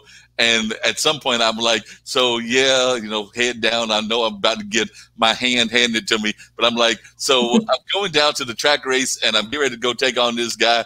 And my friends told me he ain't here either. So apparently he was also maybe had been selling wolf tickets as well. So we both might have been selling wolf tickets, and neither one of us were there for the race. So those are my 2 track stories. So I just wanted to share that with you. But now we get to you, Sophia.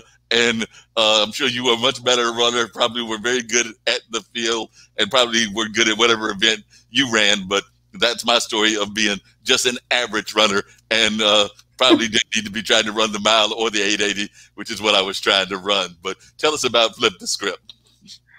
Okay, so yeah, FLIP actually is an acronym for Futures Literate Youth and Professionals. Nice. And it's a coaching and consulting project born of my extensive experience in education, my coaching practice, and also my development of my own futures and foresight thinking capabilities. Now, basically, I provide bespoke coaching and consulting services to my clients, and they're able to design more powerfully adaptive and resilient business strategies, as well as in their career and their lives. I mean, for me, it's one mission. You're on a soul mission. And when you actualize, you're able to make the contribution that you're supposed to make in this world. So I develop a lot of different plans that delve into different areas of people's lives and the ways in which they want to improve. And hopefully, ideally, they're able to achieve alignment and be able to do purpose and mission-driven work. Futures literacy is something that I've become increasingly passionate about, and I'm putting special focus on expanding awareness and developing those capacities in my clients, and just in general, especially in the US. It's a capability that helps people to understand the role that the future plays in what we see and do now, right? So you can become more skilled at using the future and become more futures literate because of 2 things. One is that it doesn't exist yet. That's the best part about it. It does not exist yet. It can only be imagined. And 2, we're humans and we have the ability to imagine. So as a result, we're able to learn to imagine the future for different reasons and use it in different ways to create a better present, right? It's super important because especially at these times, you really realize how imagining the future generates some hope, but also a lot of fear for people. And we're constantly sense making and we're constantly trying to make meaning. So the futures we imagine shape our expectations, and they create disappointments, and they create the willingness to invest or to change, right? So basically, I'm working on developing these capacities with my clients, and I'm also working on some other projects in using these with university-bound students, because everything has changed so significantly, so quickly. They need to be more adaptive and more resilient than ever. And they are needing to use these foresight capabilities. We can't forecast anything. Forecasting is saying, I know what's going to happen, and that's ridiculous. Nobody knows what's going to happen. We need to be able to talk about plausible scenarios, right? And be able to pivot from those kinds of scenarios and create the desirable futures that we want to see. So this is my focus at the moment. I'm working with students and professionals, and I've done some work with some government agencies and some facilitators in creating awareness around this and helping different individuals, firstly, but also government organizations really think about what's next by starting now. Wow. So some things that are coming up is that we have the Being Black in College webinars. I'll be working tomorrow on imposter syndrome. So that's very interesting because that's a very, very relevant thing for me as well. People think that because you have achieved certain things in your life that you just have this confidence and surety in yourself, but it's shown that 70% of people are actually have experienced at least one episode of imposter syndrome in their life. We're also working on a really interesting thing here in Bali. We're going to put on some futures thinking workshops just to create awareness, because the tourism has all but been shut down completely and decimated. Right. And I came here and I realized that in the Futures Conference I went to that had a whole bunch of different countries, especially Singapore, who's led the way and shown how you can become a first world or a fully developed economy in just one generation. But Bali was not there. Indonesia did not have a contingency. So when I came to Bali, I wondered why. And it's so crazy that after COVID even, they're just still waiting for tourism to come back. And people want this normal. And I'm like, what is normal?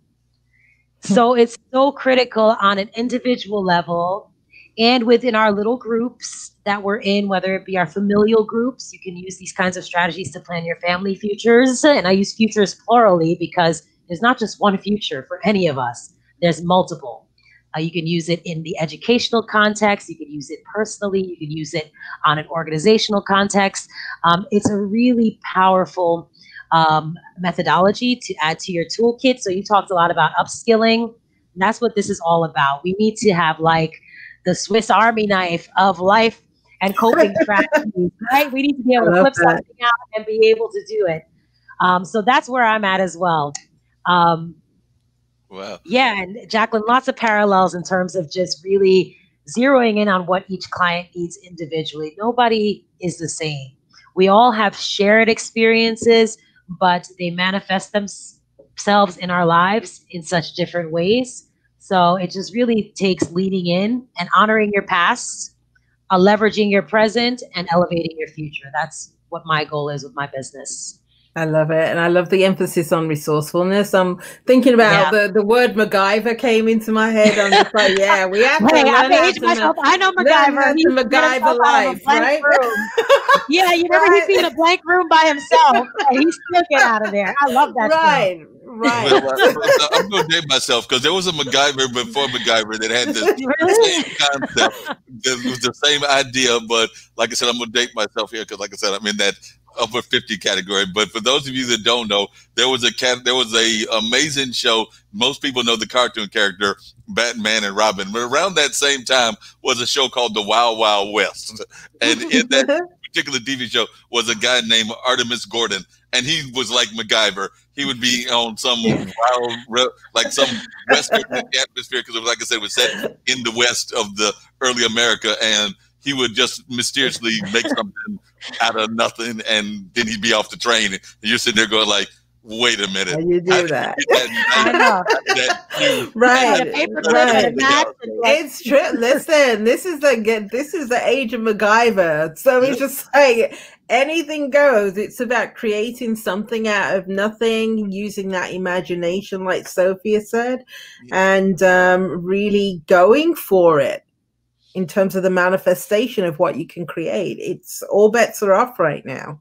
Because you use the word that I've heard a lot of people use a lot these days, Sophia, and that's the word pivot. Because it seems like everybody is pivoting left and right. They're all trying to figure out how to pivot. We were talking about that before you joined the call and everything. And I was talking to Jacqueline about that, because I've seen a number of my friends that are trying to figure out how they're going to pivot in their next step. They might be doing work on the virtual atmosphere now and trying to figure out if they want to keep that job or if they want to pivot to something new, or even organizations are pivoting. I know for a fact that we've seen a number of organizations that have had to pivot even in the way that they are creating events. For example, I work with a group called the Eno River Association, and they do this Eno Festival. It's a festival outside. It's usually outside. It's usually multiple stages, multiple art gallery, art vendors. And when I say multiple, I mean like probably in the hundreds, and definitely food vendors and all of that.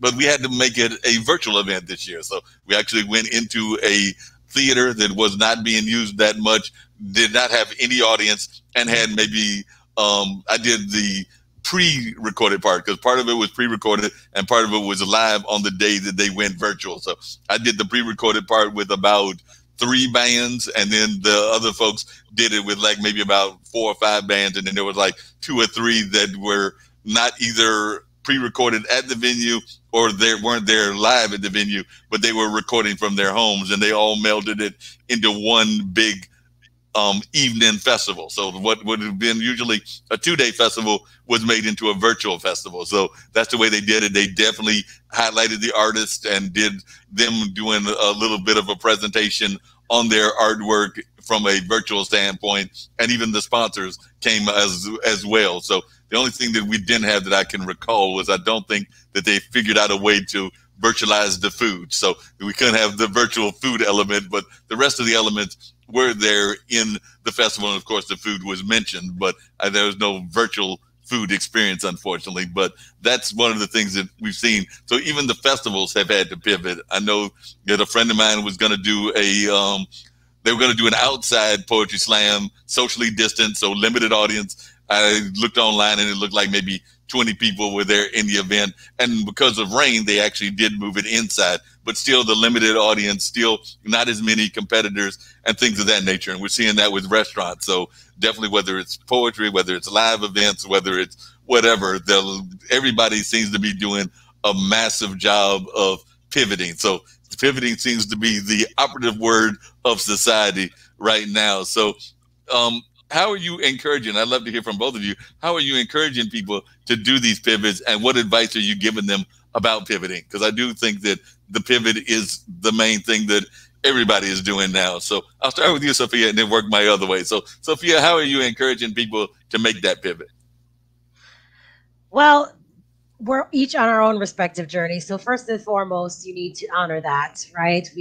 None of us is a monolith. None of us has come from the same place, and none of us are in the same place. So being gentle with yourself, because these are extraordinary times, is the first and foremost. Then getting very clear on what your values are.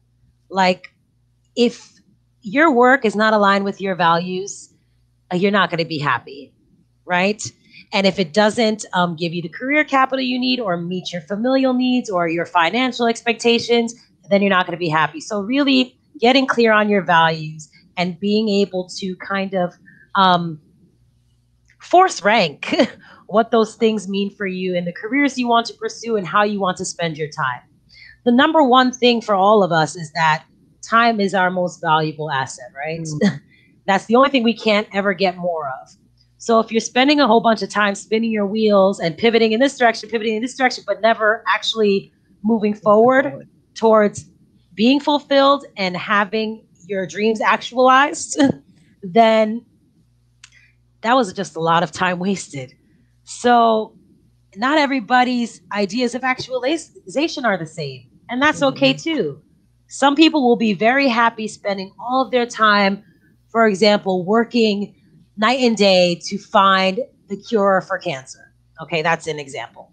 But other people value, interpersonal relationships and would like to have a family and want less face-to-face time required for working for somebody else. So they're going to be trying to craft a different career that has different flexibilities. So there's a whole spectrum of values that one needs to consider before you start allocating your most valuable resource of time towards pursuing these goals. Then it comes with skilling yourself, right? It's interesting because lots of people have been spending a lot of time developing certain skill sets that in some ways will serve them, but they haven't figured out how to market those as transferable skills. Okay? You can't tell me that you spent 20 years in this job and that you have nothing to offer somebody else. You always, always, always have something to offer. It's just helping people to really unearth and feel confident in talking about what they have to bring to the table with an intellectual humility. Like, there's nothing wrong. I'm also like not one of those people who places much value on always being right. None of us is always right. There's always room for growth, right? And that's where the innovation comes from, is from being wrong and trying again. There's the famous Edison quotes. There's all those quotes that talk about being able to try and fail and learn from those experiences to move forward. So those are my most valuable insights and observations that I've made so far in this time of COVID, working with professionals specifically who are looking to make transitions and pivot into something else. Some of those gaps are far larger than others, right? Some of those are big jumps, but it's not doable. You need to allocate what resources you have into getting a coach or getting a consultant or getting a program online. There's tons of free resources out there, but it can be overwhelming. There are many, many ways for people to get support, and it just takes resilience and the determination to find them, right? But in terms of with students, they're being forced to learn how to pivot really fast now. We talked about the education system and how it's not designed for people to think so independently and to try and fail and experiment. Like, you got 3 tries to take the SAT. All these grades are going on your transcript. At least academic experimentation in a lot of the systems is not wholeheartedly encouraged. So this is where utilizing the services of an educational consultant and coach can be really helpful, right? Because we're complementing what school systems are not necessarily offering in terms of we're helping students to very early define what their life values are and their non-negotiables are, and really helping them to begin very intentionally and meaningfully exploring the idea of purpose and mission. What's your soul mission? What do you want to do on this earth? What's going to make you feel whole and fulfill you? How do you want to contribute to the collective prosperity and our best desired futures? Starting that conversation early can have and does have profound impacts on the ways that these students approach their work throughout high school and the decisions that they make about where they go to university and what they decide to study at university and the reasons why they decide to study it, right? If these things happen much earlier, you'll find people more adaptive and resilient and able to pivot, but maybe less need to do so fruitlessly. They're pivoting in ways that are more productive and powerful and innovative rather than just trying to survive, right? They're shifting because their dreams and goals are getting bigger and they're moving forward and they've expanded their capacities and they have bigger hopes for what they hope to achieve and the impact and legacy they hope to leave. Those are the kind of pivots I want people to make. those ones that are broader reaching and more self-actualized and more collective in their intention, rather than people just barely surviving and going from job to job because that's the way this system was built. Wow. Sophia, I was just wondering, because just tough telling on one of the things you said, do you think that the education system is doing enough with teaching creative thinking and critical thinking? That's a better way of phrasing it. But do you think the education system is doing a good enough job of teaching critical thinking? Because I sometimes wonder about that. And I also wonder if we're teaching enough about like basic skills like civics. I know I've got a good friend of mine that feels that we should know more about civics than we actually know in the American system. But I was just wondering, as one that has been in education, what your thoughts are as to whether we're teaching critical thinking and whether we're teaching enough about civics and history. Yeah, I mean, it's really complicated. You got amazing schools in New York, and you have very underperforming schools in New York that are not serving students. There's not one perfect answer to that question. There's so many conflicting factors that determine if schools are doing a good job with creative thinking. I would say, on the whole, there's a lot of room for improvement. Because, but we need to look at the fact that lots of education is student-centered and student-driven because of what technology does and the ways that we are connected. So how are schools adapting to that and utilizing that in the best ways, right? Education should be really, really personalized from the onset, because you have so much information about what people like and what motivates them and what drives them. If you want it, it's there. But if you're not prioritizing that, and little Johnny is supposed to want to care about the same things as little Susie from the age of 10 onwards and be tested the same way and all this, then no, it's not working. But there are people and there are movements to do it much better. So we talk about homeschooling. Maybe that's why these kids flourish, right? We talk about alternative schools. Trade schools are also a necessity. There are electricians making more than somebody with a master's degree who's working in social work. So why are we looking at those career paths as less than?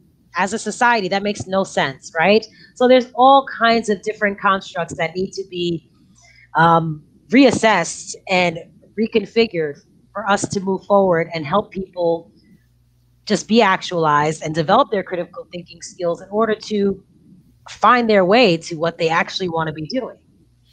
Yep, that makes a lot of sense. We're getting ready to wind everything down, but before we wind everything down, I did want to hear from both of you if you had any words of encouragement or advice that you would like to give to those that are watching, either watching now or that may watch in the replays on our various channels like on YouTube and Facebook and Twitter and Twitch. So definitely if there are words of encouragement that you would like to give to folks, we would love to have you put those out there now. So these can be words of encouragement about life in general, about the career field. It's just words of encouragement that you might want to leave there, and I leave that open-ended. So I'll start with you, Jacqueline. Right. So there's an African proverb, right? If you want to go faster, go alone. If you want to go further, go together. So I would say to you, you know, if you are looking to pivot, if you're looking to go in a new direction and really using this opportunity of disruption to start something, ignite and seed something new, I would really encourage you to look for your tribe, look for a coach. If a coach is the right vehicle for you to move forward, what a coach does is just save you pain of falling into the traps that they have already fallen into in their journey to get to where they need to go. So the coach is going to be the one who helps to save you from that so that you go much further along the path toward your vision. So I would just say that to you. Look for your tribe. Look for the people who can help you to go further. Surround yourself with like-minded people who are in the area that you want to get into, because we are the sum total of the top 5 to 10 people we know. So really think about who those people are and ask yourselves, are they in the area that you want to go into? Appreciate that. And before I get to Sophia and everything, if you would, Jacqueline, give the website one more time where folks can find you and any other contact information, whether that's your Twitter handle, Facebook, or any ways that you want folks to reach you. Right. You can reach me at info@bedohave.com.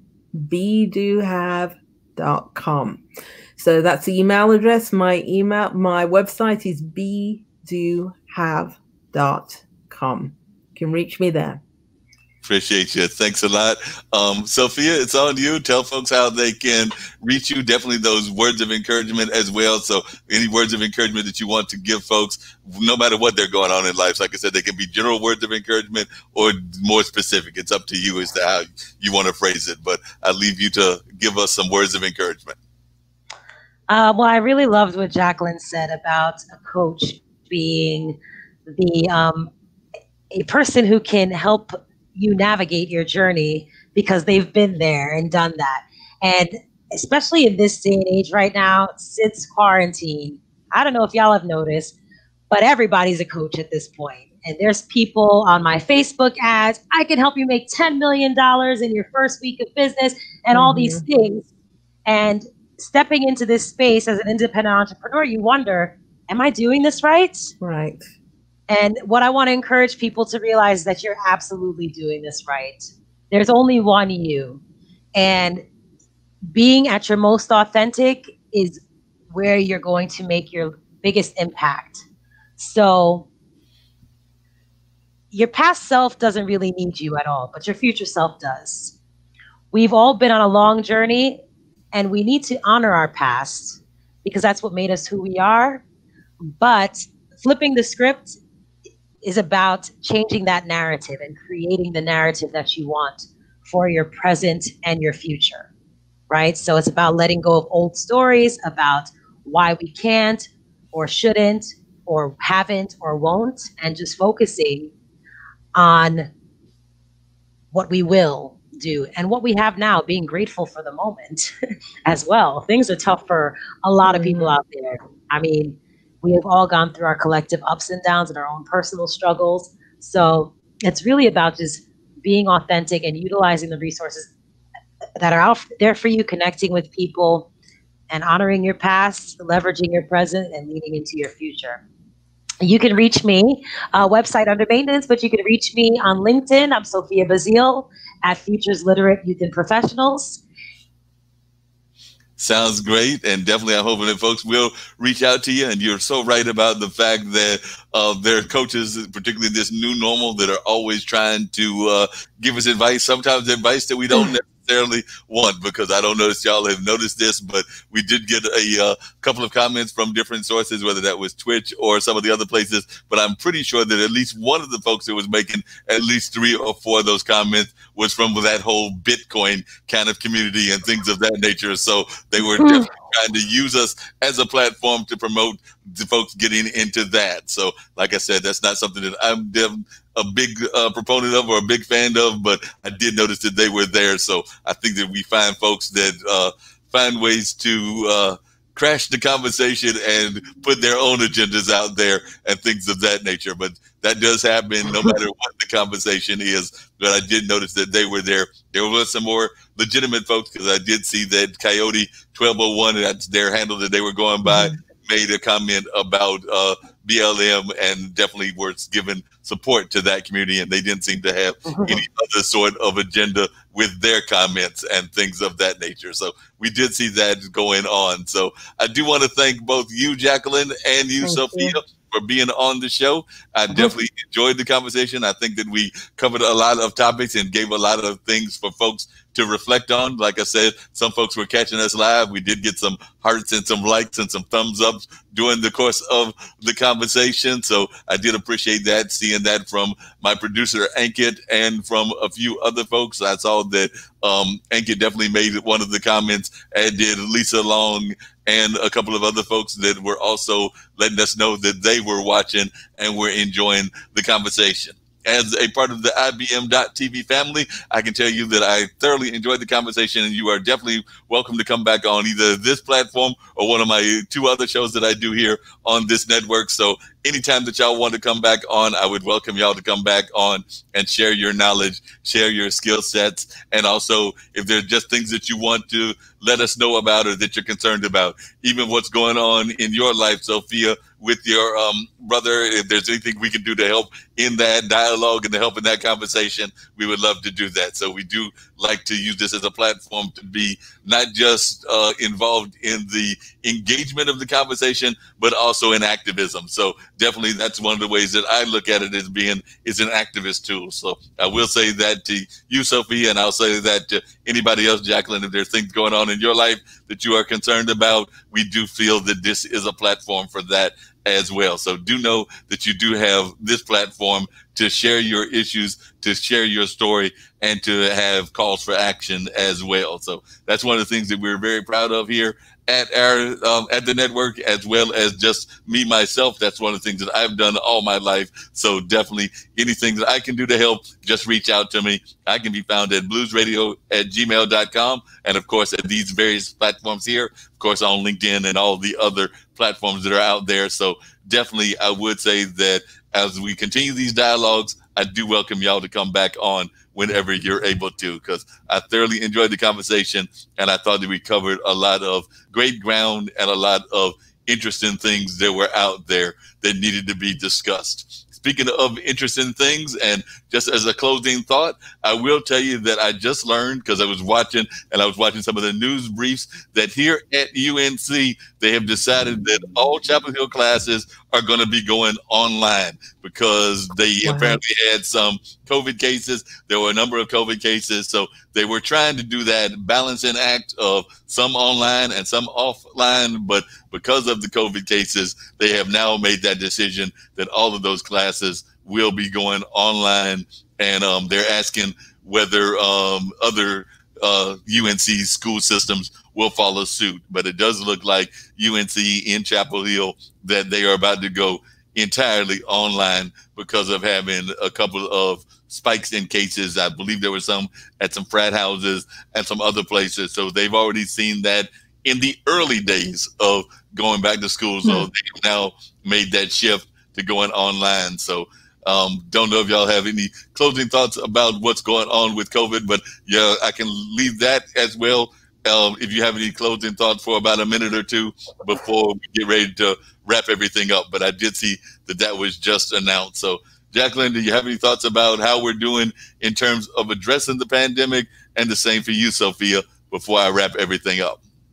No, I just want to just leverage what Sophia said, because I thought that was great advice about pivoting. It's just look for the gap. Right. So with look for the gap. What do people need right now? It's as simple as that. Look for the gaps of what people need. And even with this situation with education going online, there are going to be gaps and needs that need to be filled. And you could be the one who's filling them and create a business from that.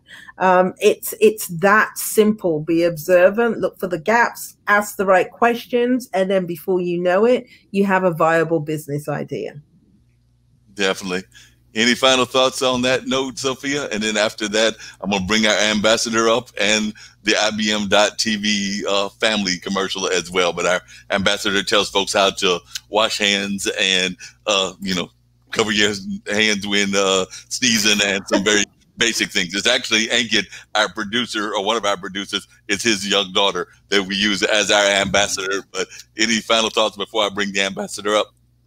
Yeah, I would just say, first and foremost, take care of yourselves physically, emotionally, psychologically. With this virus going around, I mean, without your health is your wealth. You cannot pour from an empty cup. Okay, so that's first and foremost. And then second of all, it's okay if you're not using this time to get a new master's degree, like the pandemic. Survival is all right. Be kind to yourself. Yeah. Be kind to yourself now and be kind to yourself always. However, yeah, at the same time, getting us through these difficult times is about beginning to idealize what we might want for our futures when things open back up and when things are at a new normal. What contribution do you want to make to that new normal? Do you want to go back to that same old job you hated before? If you don't, then maybe you need to find a balance between really taking care of yourself and being gentle with yourself, but also leveraging this time to make those moves that after this lockdown is over, you're just going to be living your best life, right? Don't go back. We can't go back as a society, and we should not go back as an individual to these previous scenarios that were not fulfilling us. So little by little, step by step, at our own pace that's right for us, we need to be moving forwards to the best futures. Right. This is the time to be proactive. Not don't wait until you have to be reactive, because that'll be in the after. It'll be too late then. So this is it. Definitely great advice given by both of you. I appreciate that. And I do think that folks do need to be very proactive. It's a time for us to be proactive, definitely, and things of that nature. So I agree with y'all on that. So once again, I do want to thank you. By the way, I was enjoying Sophia's backdrop of giving us a little glimpse of I was loving that too. Yes, so the light is like out now. This is the resort I'm staying on for now. Our Corona price is $200 a month. What?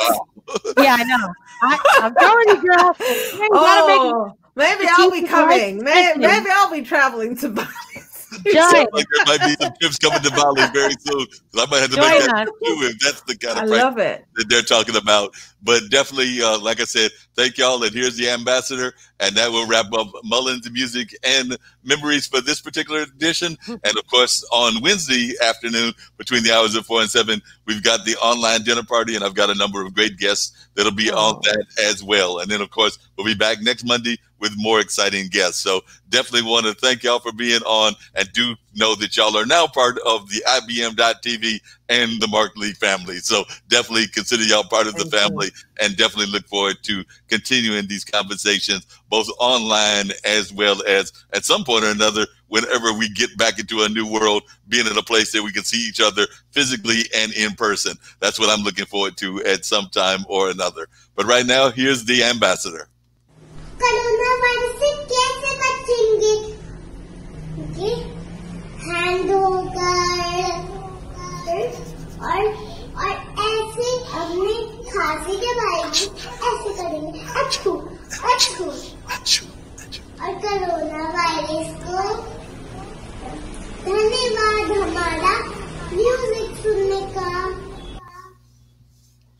All right, that was her wrapping up everything. And like I said, I do appreciate the guest as always. And now here's a little bit about IBM.TV, and that will wrap up this particular show. I've got another 2 minutes before I've got to go to my regular podcast, which is the one that is on a non-streaming platform. So on Mondays, it's 3 back-to-back conversations. So me and Dean will have to find out who our guest is. I think it's a musician, but we'll find out how that conversation goes and where we take that one. But that'll be going on Blog Talk Radio, and that's Straight Talk with Dean and Marc coming your way in about another 5 to 10 minutes. But here's the information on IBM.TV.